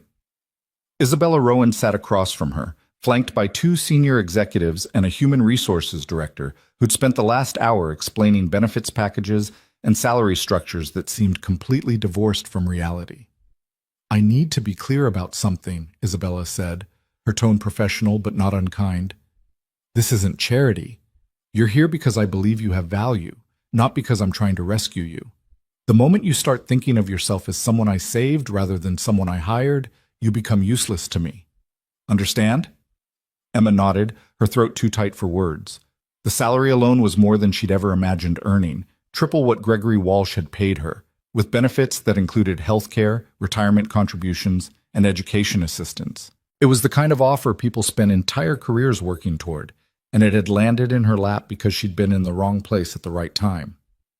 "I understand if you're overwhelmed," Isabella continued, her expression softening slightly. "This is a significant change, but I want you to know why I made this offer, and it has nothing to do with pity." "Then why?" Emma managed to ask, her voice barely above a whisper. Isabella leaned back in her chair, her fingers drumming once on the polished conference table. "Because last night, in that dining room, You were the only person besides Daniel Cross who maintained your dignity. Everyone else either participated in cruelty or remained silent while it happened. You endured it without fighting back, without making a scene, without giving them the satisfaction of seeing you break. That takes strength most people don't have. I was terrified, Emma admitted. Being brave doesn't mean not being scared, Isabella replied. It means being scared and maintaining your principles anyway. You did that. So yes, you're here because of what happened last night, but not because I'm trying to make amends for other people's behavior. You're here because you demonstrated exactly the kind of character I want in my organization. Emma felt tears threatening and forced them back. She'd cried enough in the past 24 hours, had spent the night alternating between shock and disbelief, unable to process how completely her life had transformed. What will I be doing? For the first 3 months, you'll be rotating through different departments, learning how the company operates, Isabella explained. After that, we'll find the best fit for your skills. But ultimately, I want you working on the new initiatives I announced this morning. The scholarship program, workplace dignity standards, community investment projects. Things that require someone who understands what it means to struggle, who hasn't forgotten what it feels like to be underestimated. One of the senior executives, a woman named Catherine Park, spoke up. We'll be establishing entirely new divisions focused on these initiatives. Emma, you'll have opportunities to help shape these programs from the ground up. It's challenging work, but also incredibly meaningful. Emma looked around the table at faces that, 24 hours ago, would have been completely inaccessible to her. Now they were colleagues, peers, people who apparently believed she belonged in rooms like this. I don't have an MBA, she said quietly. I don't have the connections or the background that most people in these positions have. No, you don't, Isabella agreed. You have something more valuable. You have perspective we desperately need. Everyone at this company came from privilege or climbed the ladder by becoming like the people who had privilege. You're different. You remember what it's like to be on the outside. That perspective is worth more than any degree. The meeting continued for another hour, covering logistics and expectations, introducing Emma to people whose names she'd only seen in business publications, explaining systems and protocols that seemed designed to be deliberately complicated.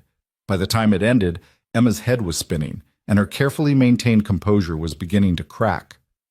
Isabella noticed. Catherine, can you give Emma and me the room?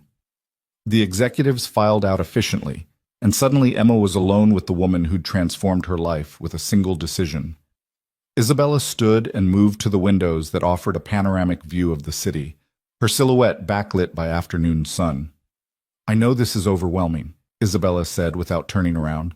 I know you're probably terrified that you'll fail, that you don't deserve this, that someone's going to realize they made a mistake and take it all away. Yes, Emma whispered. Good, Isabella replied, finally turning to face her. That fear will keep you sharp. The moment you start thinking you've earned this through some inherent superiority, rather than a combination of competence and timing, you'll become exactly like the people who humiliated you last night. She moved back to the conference table but didn't sit, instead leaning against it casually. I'm going to tell you something I've never told anyone in this company. Emma waited, hardly breathing. 12 years ago, I almost drowned, Isabella said. I was 17 riding in a car with my father, completely certain about who I was and what my life would be. Then we went into a river, and suddenly none of that mattered. I was dying, Emma. Freezing water, no air, absolute terror. And a stranger jumped in and pulled me out. Saved my father. Tried to save our driver, but couldn't. Emma remembered Daniel Cross's calm presence in the dining room, the way he'd moved with absolute certainty despite the hostile environment. Daniel, she said. Isabella nodded. Daniel Cross, the maintenance worker in dirty boots who walked into a room of billionaires and changed everything just by refusing to accept cruelty as normal. She moved to sit in the chair beside Emma rather than across from her, a gesture of equality that felt deliberate. For 12 years I've been trying to understand why he disappeared after saving us, why he refused my father's offers of help, why he chose a life of struggle when he could have had comfort. Last night, I finally understood. Why? Emma asked. Because accepting help would have changed who he was, Isabella replied. would have made him someone who owed his success to a debt rather than someone who built his life through his own effort. He understood that character isn't something you can purchase or have gifted to you. It's something you forge through choices, especially choices that cost you something. Isabella stood and walked to a cabinet along the wall, pulling out a leather notebook that looked old and well-handled. My father wrote in this notebook, promised Daniel anything he wanted if he'd just accept help. And Daniel read those promises and walked away anyway. Not because he didn't need help. He was a widower with an infant daughter, working maintenance jobs and barely surviving. He needed help desperately, but he needed his identity more. She handed the notebook to Emma, who took it carefully, aware she was holding something precious. The handwriting inside was strong and confident, the words of a powerful man making promises he'd fully intended to keep. Daniel showed that notebook to me last night, Isabella continued. Let me see what he chose instead of everything my father offered. And it was beautiful, Emma, difficult and precarious and exhausting, but authentic in a way nothing in my world has ever been. She took the notebook back, holding it like a talisman. I'm not going to pretend that what I'm offering you is anything like what my father offered Daniel. You're not here because of some grand gesture or moral debt. You're here because you're competent, and because I need people who haven't forgotten what it means to struggle. But I want you to understand something important. What? Emma asked. This opportunity doesn't define you, Isabella said firmly. What you do with it defines you. You can accept it and use it to build something meaningful, or you can accept it and let it transform you into someone who thinks they're superior because of where they work rather than who they are. The choice is entirely yours, and it's a choice you'll have to make every single day. Emma understood then what Isabella was really saying, that opportunity and character were separate things, that accepting help didn't diminish personal worth, but letting help corrupt your values absolutely did. I won't let you down, she said. Don't make promises you can't guarantee, Isabella replied. Just show up every day and do your best work. That's all anyone can ask. The meeting ended shortly after, and Emma left Rowan Industries headquarters in a daze, stepping out into a city that looked exactly the same but felt completely different. She had a new job, a new salary, a new future that had materialized from nothing in the span of 24 hours. All because she'd endured humiliation with dignity, and a stranger had decided that cruelty shouldn't go unchallenged. That evening, as news of Marcus Thornhill's collapse spread through the business community, Daniel Cross returned to his apartment after another day of maintenance work at the Sterling Heights Hotel. The management had pulled him aside that morning, informed him that several high-profile guests had specifically requested he be assigned to their events, praising his professionalism and discretion. They were offering him a promotion, lead maintenance supervisor with a significant raise and better hours. He'd accepted, understanding that word had somehow spread about what happened in the grandeur room, that his intervention had been witnessed and discussed and deemed valuable by people who'd never previously noticed his existence. The promotion was legitimate, earned through years of reliable work, but catalyzed by a single moment of moral clarity. Lily noticed his mood immediately when he walked through the door. You're smiling, Daddy. Did something good happen? Something good happened, Daniel confirmed, lifting her into a hug. I got promoted at work. It means more money and better hours. Maybe we can finally fix that toaster. Lily laughed, the sound filling their small apartment with joy. Or we could just keep eating cereal. I like cereal. We'll see, Daniel said, setting her down and moving to start dinner. As he worked, his phone buzzed with a text from an unknown number. This is Isabella Rowan. I wanted you to know that Emma Chen started at Rowan Industries today. She's brilliant and terrified and going to do incredible things. Thank you for reminding me that power should protect people, not diminish them. And thank you for letting me meet Lily. She's everything I hoped she would be. Daniel read the message twice, then typed a simple response. You're welcome. Your father would be proud of what you're doing. The reply came quickly. I hope so. I'm trying to honor his memory by actually living the principles he taught me instead of just inheriting his money. It's harder than I expected. The right things usually are, Daniel wrote back. There was a pause, then one final message from Isabella. The trust fund for Lily still exists. I know you don't want it, but it's there when she's ready.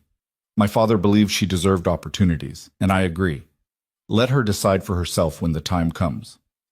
Daniel stared at those words for a long moment, wrestling with pride and pragmatism, independence and responsibility.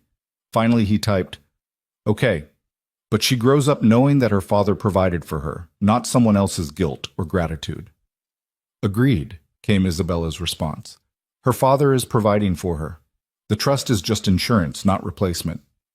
The conversation ended there, and Daniel put his phone away, returning his attention to dinner and his daughter and the life he'd chosen despite all the alternatives. The promotion meant stability, meant they could move to a better apartment soon, meant Lily could have new clothes when she needed them, instead of when they could barely afford them.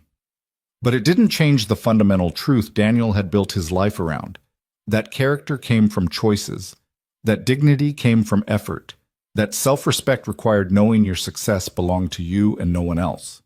Across the city, in elegant offices and expensive restaurants, the fallout from that night in the grandeur room continued to ripple outward. Veronica Sterling had lost 2 major clients within hours of Isabella's public statement.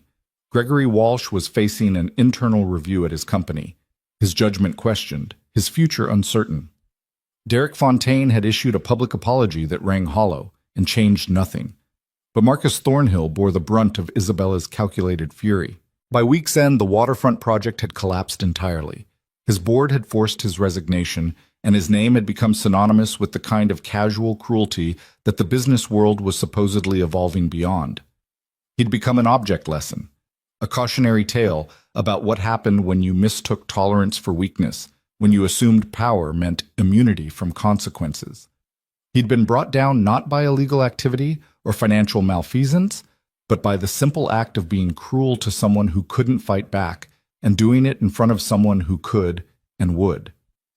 The irony wasn't lost on anyone, least of all Marcus himself, who sat in his now former office and realized that in trying to humiliate Emma Chen, he'd actually humiliated himself far more thoroughly than she could ever have managed.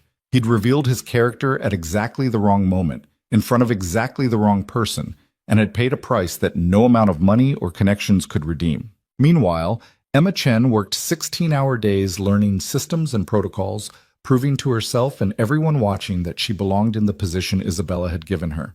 She made mistakes, asked questions that revealed her inexperience, struggled with concepts that others took for granted. But she also brought insights that no one else in the building possessed, asked questions that challenged assumptions, and approached problems from angles that years of privilege had blinded others to seeing. Within a month, she'd become invaluable to the new initiatives Isabella had announced. Her understanding of what working-class families actually needed, cutting through the theoretical approaches that well-meaning but disconnected executives had proposed. She didn't just belong in those conference rooms. She was essential to them, her perspective the missing piece that made the difference between performative charity and genuine impact. And through it all, she carried with her the memory of a maintenance worker in dirty boots who'd placed a glass of water in front of her and said 3 words that changed everything. "She's with me." A claim of connection where none had existed, a declaration of solidarity against people who believed they had the right to diminish others, a simple act of courage that had set everything else in motion. Daniel Cross had gone back to his maintenance work, his small apartment, his quiet life with his daughter. But the consequences of his moment in that dining room continued to cascade through the lives of everyone who'd been there, transforming business relationships and corporate priorities and individual understandings of what power actually meant and how it should be wielded. Isabella Rowan had found purpose beyond profit, had reconnected with principles her father had taught her, had learned that the girl who almost drowned 12 years ago still lived inside the woman who commanded billions, and that listening to that girl's wisdom mattered more than maintaining the carefully constructed armor she'd built around herself. Emma Chen had discovered that dignity under pressure was worth more than credentials or connections. The character revealed in crisis opened doors that ambition alone never could, that sometimes the most important thing you could do was simply refuse to let cruelty break you. And Marcus Thornhill had learned, far too late, that power without character was just a longer fall when consequences finally arrived. The city continued its rhythm, indifferent to the dramas playing out in its expensive restaurants and executive suites. But for the people whose lives had intersected that night in the grandeur room, nothing would ever be quite the same. A glass of water placed on a table, 3 words spoken with quiet certainty. one man's refusal to let injustice pass unchallenged. These small acts had rewritten futures and redefined relationships and reminded everyone involved that sometimes the quietest voice carried the sharpest truth. That dignity mattered more than status. That character revealed itself in how you treated people who couldn't fight back. That true power lay not in the ability to diminish others, but in the courage to stand with them even when it cost you something. Daniel Cross had known these truths all along, had lived them every day in circumstances far harder than anything the people in that dining room had ever faced. He hadn't needed Isabella Rowan's money or Marcus Thornhill's connections or anyone's approval to understand what actually mattered. He just needed to be the kind of man he wanted his daughter to know her father was.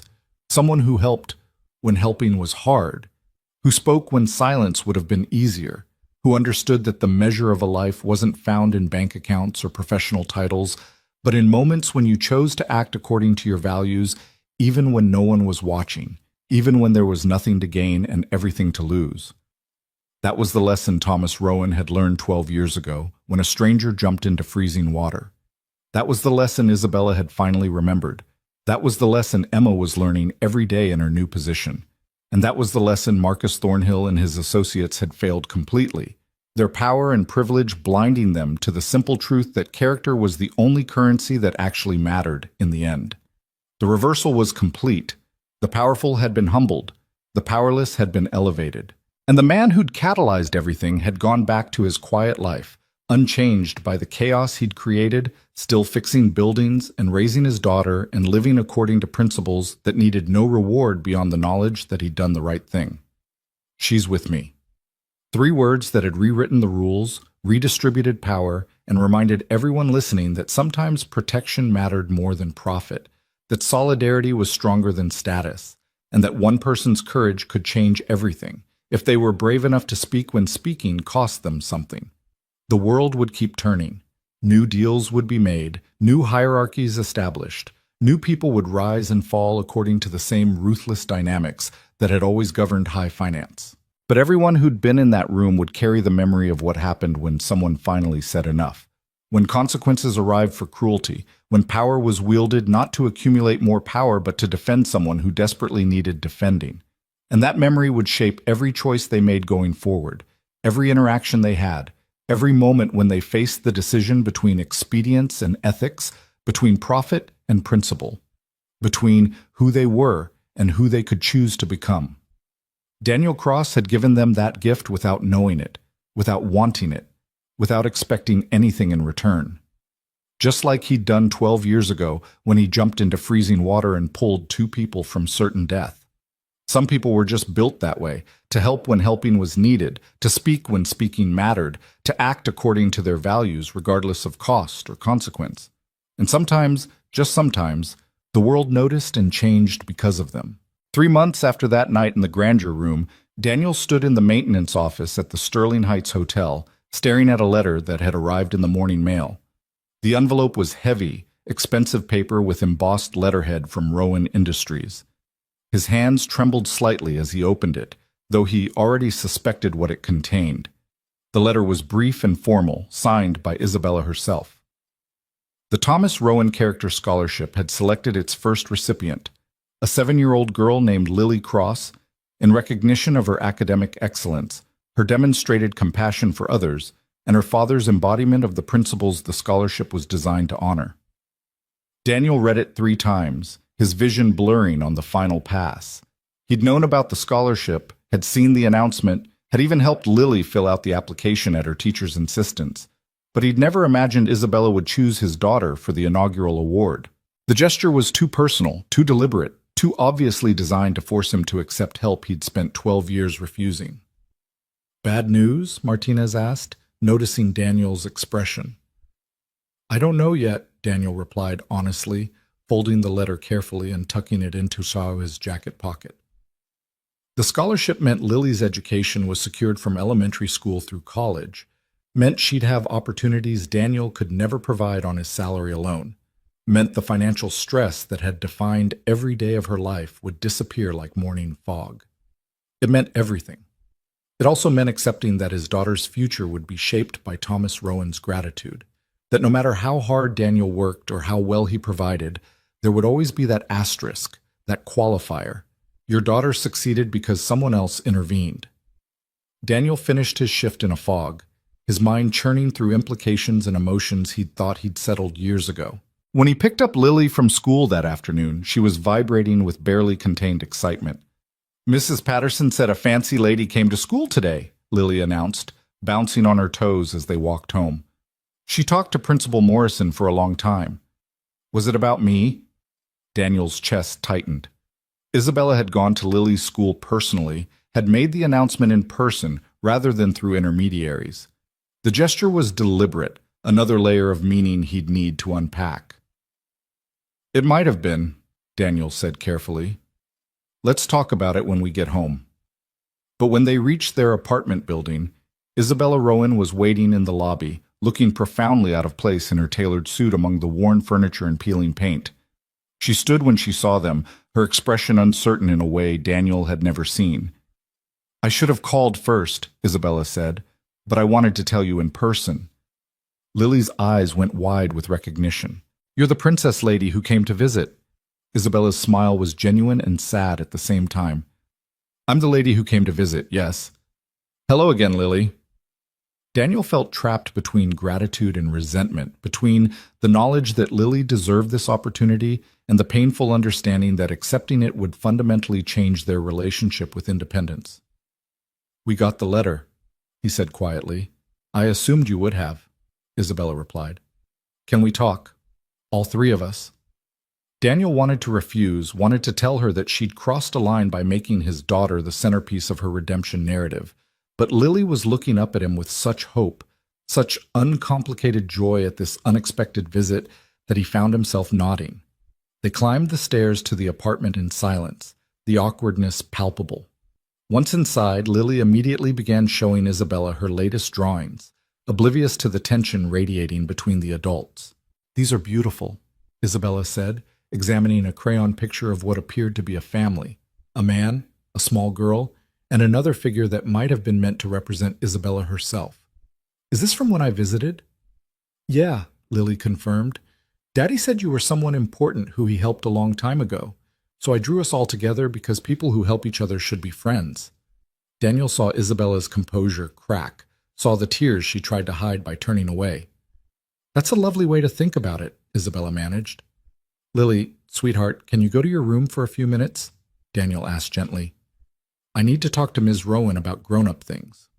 Lily hesitated, clearly wanting to stay, but she'd been raised to respect her father's requests. "Okay, but don't be too long. I want to show her my spelling test. I got 100%. "We won't be long," Daniel promised. Once Lily had retreated to her room, Daniel gestured for Isabella to sit on the couch. He took the chair across from her, maintaining distance that felt necessary for this conversation. "You should have asked me first," Daniel said, his voice level but firm. "Before making Lily the face of your scholarship program." "I know," Isabella admitted, "and I almost did. I had my assistant draft 3 different versions of a letter asking your permission, but every version felt like I was asking you to compromise the principles you've built your life around. So I made a unilateral decision, and I'm sorry for that." "Then why did you do it?" Isabella leaned forward, her hands clasped tightly in her lap. "Because 3 months ago, you walked into a room where you didn't belong and defended someone who desperately needed defending. You risked your job, your reputation, everything because you believed it was the right thing to do. And in doing that, you reminded me of what my father spent his entire life trying to teach me, that character reveals itself in moments when there's nothing to gain and everything to lose." "That doesn't answer my question," Daniel said. "I chose Lily because she's being raised by someone who embodies those principles," Isabella continued, "because every day you make choices that prioritize dignity over expedience, character over comfort, because she's learning through your example what it means to help others, even when helping costs you something. That's exactly what the scholarship is supposed to recognize, not academic achievement alone, but the kind of moral foundation that creates people who make the world better just by being in it." Daniel shook his head slowly. "You're making this about me when it should be about her." "It's about both of you," Isabella insisted. "Daniel, I've spent 3 months restructuring my entire company around the principles my father believed in. I've lost clients, damaged relationships, taken financial hits that my board thinks are insane. And every time someone questions whether it's worth it, I think about you standing in that dining room in your work boots, placing a glass of water on a table, and refusing to let cruelty go unchallenged. She stood, pacing to the window, her silhouette reminiscent of that night at her penthouse. You saved my life 12 years ago by pulling me from a river. You saved it again 3 months ago by reminding me that the girl who almost drowned deserved better than what I'd become. I can't repay either of those debts, but I can make sure your daughter has every opportunity to become the kind of person you're raising her to be. She already is that person, Daniel said quietly. The scholarship doesn't make her worthy. She's worthy because of who she is, not because of what you're giving her. I know that, Isabella replied, but worthy people still need opportunities. And you've spent 7 years sacrificing your own possibilities to make sure she has a stable life. This scholarship doesn't diminish what you've done. It just means you don't have to do it alone anymore. The words hit Daniel harder than he expected, cutting through defenses he'd maintained for so long they'd become part of his identity. He'd spent years believing that accepting help meant admitting inadequacy, that independence required refusing assistance even when that assistance could transform his daughter's life. But looking around the small apartment, at the furniture he'd salvaged and repaired, at the walls he'd painted himself, at the evidence of 7 years of relentless effort to provide everything Lily needed on a maintenance worker's salary, Daniel realized that pride and practicality didn't have to be enemies, that accepting help for his daughter wasn't the same as accepting he'd failed her. If I agree to this, Daniel said slowly, Lily needs to understand something critical. This scholarship is an opportunity, not an entitlement. It doesn't make her better than other kids, doesn't mean she deserves success more than anyone else. It means someone recognized potential and chose to invest in it, and that investment creates responsibility, not superiority. Agreed completely, Isabella said immediately. In fact, part of the scholarship program includes community service requirements. Recipients will be expected to help others, to understand that opportunities come with obligations. Daniel studied her face, looking for any sign of the emotionally detached billionaire he'd encountered 3 months ago. She was still there, the careful control and strategic thinking that had made her successful, but something else was present now too. The girl who'd almost drowned, who'd been given a second chance and was finally learning what to do with it. Okay, Daniel said, on one condition. Name it. Lily meets the other scholarship recipients. She needs to understand she's not special or chosen. She's one of many kids getting this opportunity, and she needs to build relationships with them, needs to see that she's part of a community, not standing above it. Isabella's smile was the most genuine Daniel had ever seen from her. The program is designed exactly that way. There will be 10 recipients this year, 20 next year, scaling up as we establish proper infrastructure. They'll have group activities, mentorship programs, opportunities to work together on community projects. Lily won't be isolated or elevated, she'll be connected. Relief flooded through Daniel's chest. Then, yes, thank you for Lily and for understanding why this was difficult for me. Thank you for raising a daughter worth investing in, Isabella replied, and for continuing to remind me what actually matters. The conversation shifted then, becoming easier, more natural. Isabella asked about Lily's interests, her favorite subjects, what she hoped to be when she grew up. Daniel found himself relaxing, sharing stories about his daughter's endless curiosity, her compassion for classmates who struggled, her habit of befriending the lonely kids at school. She gets that from you, Isabella observed. She gets that from her mother, Daniel corrected. Sarah was the kindest person I've ever known. She saw the best in everyone, always believed people deserve second chances. Lily has her heart. But your courage, Isabella said. That night in the river, you jumped in without hesitation. 3 months ago, you walked into that dining room the same way. Lily will grow up knowing her father stands up for what's right regardless of cost. That's an incredible gift. Before Daniel could respond, Lily emerged from her room, unable to contain her curiosity any longer. Are you done with the grown-up talk? Can I show Isabella my spelling test now? Daniel laughed, the tension finally breaking completely. Yes, princess. Show her your spelling test. Lily ran to get her backpack, and Isabella moved to sit on the floor, clearly planning to meet Lily at her level rather than tower over her. Daniel watched this interaction with emotions he couldn't quite name. gratitude and sadness and hope all tangled together. When Lily returned, she had not just her spelling test, but also the drawing she'd mentioned earlier, the one showing the three of them together. She handed it to Isabella with 7-year-old solemnity. "This is for you," Lily said, "because Daddy says when people do nice things for you, you should give them something back.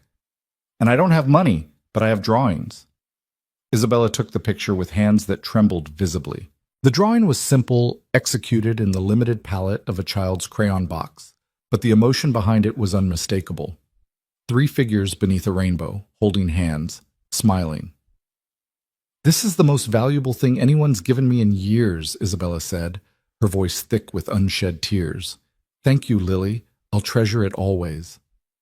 "You can put it on your refrigerator," Lily suggested helpfully. "That's where Daddy puts my best drawings." "I have a better idea," Isabella replied. "I'm going to frame it and put it in my office where I can see it every day. It'll remind me of what's truly important." Lily beamed with pride, then launched into an animated description of her spelling test, her science project, her best friend's birthday party, all the minutiae of a 7-year-old's life that somehow felt profound in this moment. Isabella listened with complete attention, asking questions and responding with genuine interest, and Daniel saw clearly what he'd been resisting, that his daughter deserved this connection, this mentorship, this glimpse of a world beyond their small apartment and struggling neighborhood. Accepting the scholarship didn't mean betraying his principles. It meant giving Lily access to opportunities while teaching her that opportunities came with responsibilities, that privilege required purpose, that success measured itself not in what you accumulated, but in how you used your advantages to help others. Eventually, Isabella stood to leave, and Lily hugged her with the unselfconscious affection of a child who'd decided someone was trustworthy. "Will you come visit again?" "If your father says it's okay, I'd love to," Isabella replied, looking to Daniel for permission. Daniel nodded. "You're welcome here. Anytime." At the door, Isabella paused, her hand on the knob. "There's one more thing I need to tell you. Emma Chen, the woman you defended that night, she's thriving at Rowan Industries. She's brilliant and brave, and exactly the kind of person my father would have loved to mentor. She asks about you sometimes, wants to thank you properly." "She doesn't owe me thanks," Daniel said. "She knows that," Isabella replied. "But gratitude isn't always about debt. Sometimes it's just about acknowledging that someone's courage changed your life, and you want them to know it mattered." After Isabella left, Daniel sat on the couch with Lily curled against his side, both of them processing the day's events in their own ways. Outside, the city continued its relentless rhythm, indifferent to the small transformations happening in countless apartments and offices and hearts. "Daddy?" Lily said quietly. "Is Isabella going to help me go to college?" "Yes," Daniel confirmed. "She's going to make sure you can go to any college you want, study anything you're interested in." Lily considered this seriously. "That's really nice of her. We should do something nice back." "What did you have in mind?" "We could invite her for Saturday pancakes," Lily suggested. "You always say Saturday pancakes are the best thing we make, and sharing the best things is how you show people they matter." Daniel hugged his daughter closer, overwhelmed by her uncomplicated wisdom, her instinctive understanding of reciprocity and relationship. "That's a perfect idea, Princess. We'll invite her next weekend." The following Saturday, Isabella Rowan arrived at Daniel's apartment at 9 in the morning, wearing jeans and a simple sweater that probably cost more than Daniel's monthly rent, but looked almost normal in their modest surroundings. Lily greeted her at the door with enthusiasm, pulling her into the tiny kitchen where Daniel was already preparing pancake batter. "I've never actually made pancakes," Isabella admitted, watching Daniel work with practiced efficiency at the ancient stove. "Never?" Lily asked, scandalized. "How do you eat breakfast?" "Usually someone makes it for me," Isabella replied, "or I skip it entirely." "That's terrible," Lily declared with the absolute certainty of a child. "Breakfast is the most important meal. Daddy says so." Daniel handed Isabella a spatula. "Time to learn, then. Lily will supervise." What followed was the most surreal hour of Daniel's life. A billionaire heiress learning to flip pancakes in his cramped kitchen, while his 7-year-old daughter offered running commentary on technique and proper syrup distribution. Isabella burned the first 2 attempts, produced one that was somehow both raw and overcooked, and finally managed a pancake that Lily declared almost perfect. They ate at the small table that barely fit 3 people, passing syrup and butter, talking about everything and nothing. Isabella told stories about her father, about Thomas Rowan's legendary pancake breakfast that had become family tradition. Lily shared her dream of becoming a teacher who helped kids who struggled with reading. Daniel mostly listened, watching 2 people from completely different worlds find common ground over breakfast food and genuine connection. "My father would have loved this," Isabella said quietly, looking around the modest apartment with something like wonder. He spent his whole life in mansions and boardrooms, but what he valued most were moments like this. Simple, authentic, real. "This is what he wanted for me," Daniel said, finally understanding completely. Not his money or his connections. He wanted me to have this, a life built on love and purpose rather than obligation and debt. He understood what I needed even before I did. "He did," Isabella agreed, "and he'd be happy knowing that his scholarship is helping Lily while honoring what you've built here. He'd see it as supporting your family, not replacing your role in it." The scholarship announcement became public the following week, and Daniel's small apartment was suddenly invaded by reporters and photographers wanting the human interest story behind the inaugural recipient. He carefully controlled Lily's exposure, allowing only one interview with a journalist he trusted, making sure his daughter understood that attention was temporary but character was permanent. Emma Chen came to visit one evening, bringing flowers and a thank you card she'd written by hand. She sat on the same couch where Isabella had sat, in the same apartment where her life had transformed, and told Daniel that she'd never forgotten what he'd done. "I was ready to quit," Emma said. "After that night, I was ready to leave the industry entirely, convinced that success required becoming like the people who humiliated me. But you showed me there was another way, that you could stand up without tearing others down, that you could be powerful without being cruel." "I just didn't want to see someone hurt," Daniel replied. "You did more than that," Emma insisted. "You reminded everyone in that room that character matters more than status." And then Isabella took that reminder and transformed her entire company around it. She established workplace dignity standards, created mentorship programs for people from non-traditional backgrounds, redirected millions in investment toward companies that prioritize ethical treatment of employees. All of that started because you placed a glass of water on a table and said 3 words. Daniel shook his head. "Isabella did that. Not me." "You gave her permission to care," Emma corrected. "You showed her it was possible to use power for protection instead of domination. That mattered more than you'll ever know." Over the following months, the ripple effects of that night continued to spread. Marcus Thornhill never recovered professionally, his name becoming synonymous with the kind of casual cruelty that the business world was supposedly evolving beyond. But he did something unexpected. He started volunteering at a community center in a struggling neighborhood, teaching financial literacy to working-class families. It was a small redemption, insufficient to erase what he'd done, but genuine in its effort to become better than he'd been. Veronica Sterling quietly left the investment banking world, taking a position at a nonprofit focused on economic justice. She never publicly apologized, never explained her career change, but those who knew her recognized it as an attempt to rebuild character she'd traded away for success. Gregory Walsh restructured his entire company, implementing mandatory training on workplace respect and establishing anonymous reporting systems for harassment. It was too late for Emma, but perhaps not too late for the next person who'd need protection. The city continued evolving, small changes accumulating into larger transformations. Not because one night in a dining room had magically fixed systemic problems, but because enough people had witnessed what happened when courage confronted cruelty, when power protected instead of punished, when someone finally said enough and meant it. Daniel Cross returned to his maintenance work. His promotion making life easier, but not fundamentally changing who he was or how he approached his days. He fixed buildings, raised his daughter, lived according to principles that required no audience or applause. But he also accepted that his daughter's future would be shaped by opportunities he couldn't have provided alone, and that accepting help for her didn't diminish what he'd accomplished for them both. Lily thrived, her natural intelligence and compassion finding fertile ground in the scholarship program Isabella had created. She met other kids from struggling families, kids who were brilliant and kind and deserving, kids who'd been given chances they'd used to make the world better. She learned that privilege came with responsibility, that success required purpose, that the measure of a life wasn't found in what you accumulated, but in how you used your advantages to help others. And Isabella Rowan discovered something her father had known all along, that the girl who'd almost drowned 12 years ago had been saved for a reason, and that reason had nothing to do with building wealth or accumulating power. She'd been saved so she could learn what those things were actually for, so she could understand that the stranger who pulled her from freezing water had given her not just more time, but a blueprint for what to do with that time. Protect people who need protecting. Stand up. When standing up is hard, use whatever advantages you have to create opportunities for others.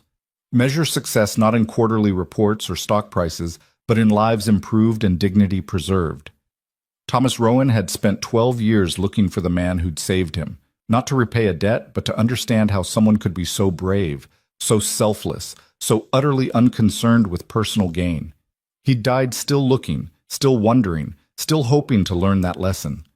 But his daughter had finally found the answer, had learned it from the same man her father had sought, had discovered that character revealed itself in moments when there was nothing to gain and everything to lose, and that true strength came not from power but from the courage to use whatever you had, a voice, a position, a glass of water, to stand with someone who desperately needed someone to stand with them. Years later, when Lily graduated from high school at the top of her class, preparing to attend a university her father could never have afforded, she gave a speech that brought the entire auditorium to tears.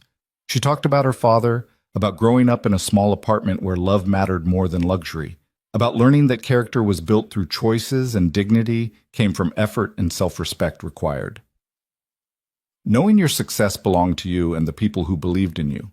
She talked about a scholarship that had changed her life, about a woman named Isabella Rowan who'd honored her own father's memory by investing in children who reminded her what actually mattered. She talked about opportunities and responsibilities, about privilege and purpose, about the obligation to use advantages to help others the way she'd been helped. But mostly, she talked about a night she didn't remember, when her father had placed a glass of water on a table and said 3 words that stopped a room cold, that challenged cruelty and demanded dignity, that reminded everyone listening that sometimes the quietest voice carried the sharpest truth. She's with me. A claim of connection, a declaration of solidarity, a simple act of courage that had set everything else in motion. 3 words that meant protection mattered more than profit, that character revealed itself in defense of others, that one person's choice to act could change everything if they were brave enough to speak when speaking cost them something. Daniel Cross sat in the audience, tears streaming down his face, watching his daughter become the woman her mother would have been proud of, the person he'd spent every day of the last 18 years trying to raise her to be. He thought about Sarah, about the girl who'd believed everyone deserved second chances. He thought about Thomas Rowan, about a man who'd understood that wealth without character was just decorated emptiness. He thought about Isabella, about someone who'd learned to swim by nearly drowning. But mostly, he thought about that night 12 years before Lily was born, when he'd jumped into freezing water without thinking, when he'd pulled 2 strangers from certain death because helping was what you did when people needed help. He thought about every choice since then, every sacrifice, every moment when he'd chosen principle over expedience and dignity over comfort. He'd built a life on those choices, had raised a daughter who understood their value, had reminded others that character wasn't something you could purchase or inherit, but something you forged through daily decisions about who you wanted to be and what you were willing to stand for. The applause when Lily finished speaking was thunderous, sustained, filled with genuine emotion from people who recognized they'd witnessed something rare. A young person who understood that success carried obligations, that privilege required purpose, that opportunities came with responsibilities to help others climb the same ladders you'd used. After the ceremony, after the photographs and congratulations and celebration, Daniel stood with Lily and Isabella outside the auditorium, watching the sun set over a city that had witnessed their interconnected transformation. 3 people whose lives had collided in freezing water and elegant dining rooms, in small apartments and corporate headquarters, in moments of crisis and quiet revelation. "Thank you," Lily said to Isabella, hugging the woman who'd invested in her future, "for everything." "Thank you for reminding me why my father built his empire," Isabella replied. "For showing me that money only matters if you use it to create more people like you. brave and kind and determined to make the world better. She turned to Daniel, extending her hand. He took it, and for a moment they stood connected by a handshake that represented 12 years of questions finally answered, debts finally resolved, lessons finally learned. "Your father would be proud of what you've built," Daniel said. "I hope so," Isabella replied. "But more than that, I hope he'd be proud of what we all built together. The scholarship, the changed company culture, the ripple effects that started with you placing a glass of water on a table and refusing to let cruelty win." "It wasn't about winning," Daniel said. "It was about doing what was right." "I know," Isabella said. "That's exactly why it mattered." They stood together watching the city lights begin to glow against the darkening sky. Three people who'd learned that salvation came in many forms, pulled from rivers, defended in dining rooms, given opportunities that transformed futures. That power meant nothing without character. Wealth meant nothing without purpose. Success meant nothing without dignity.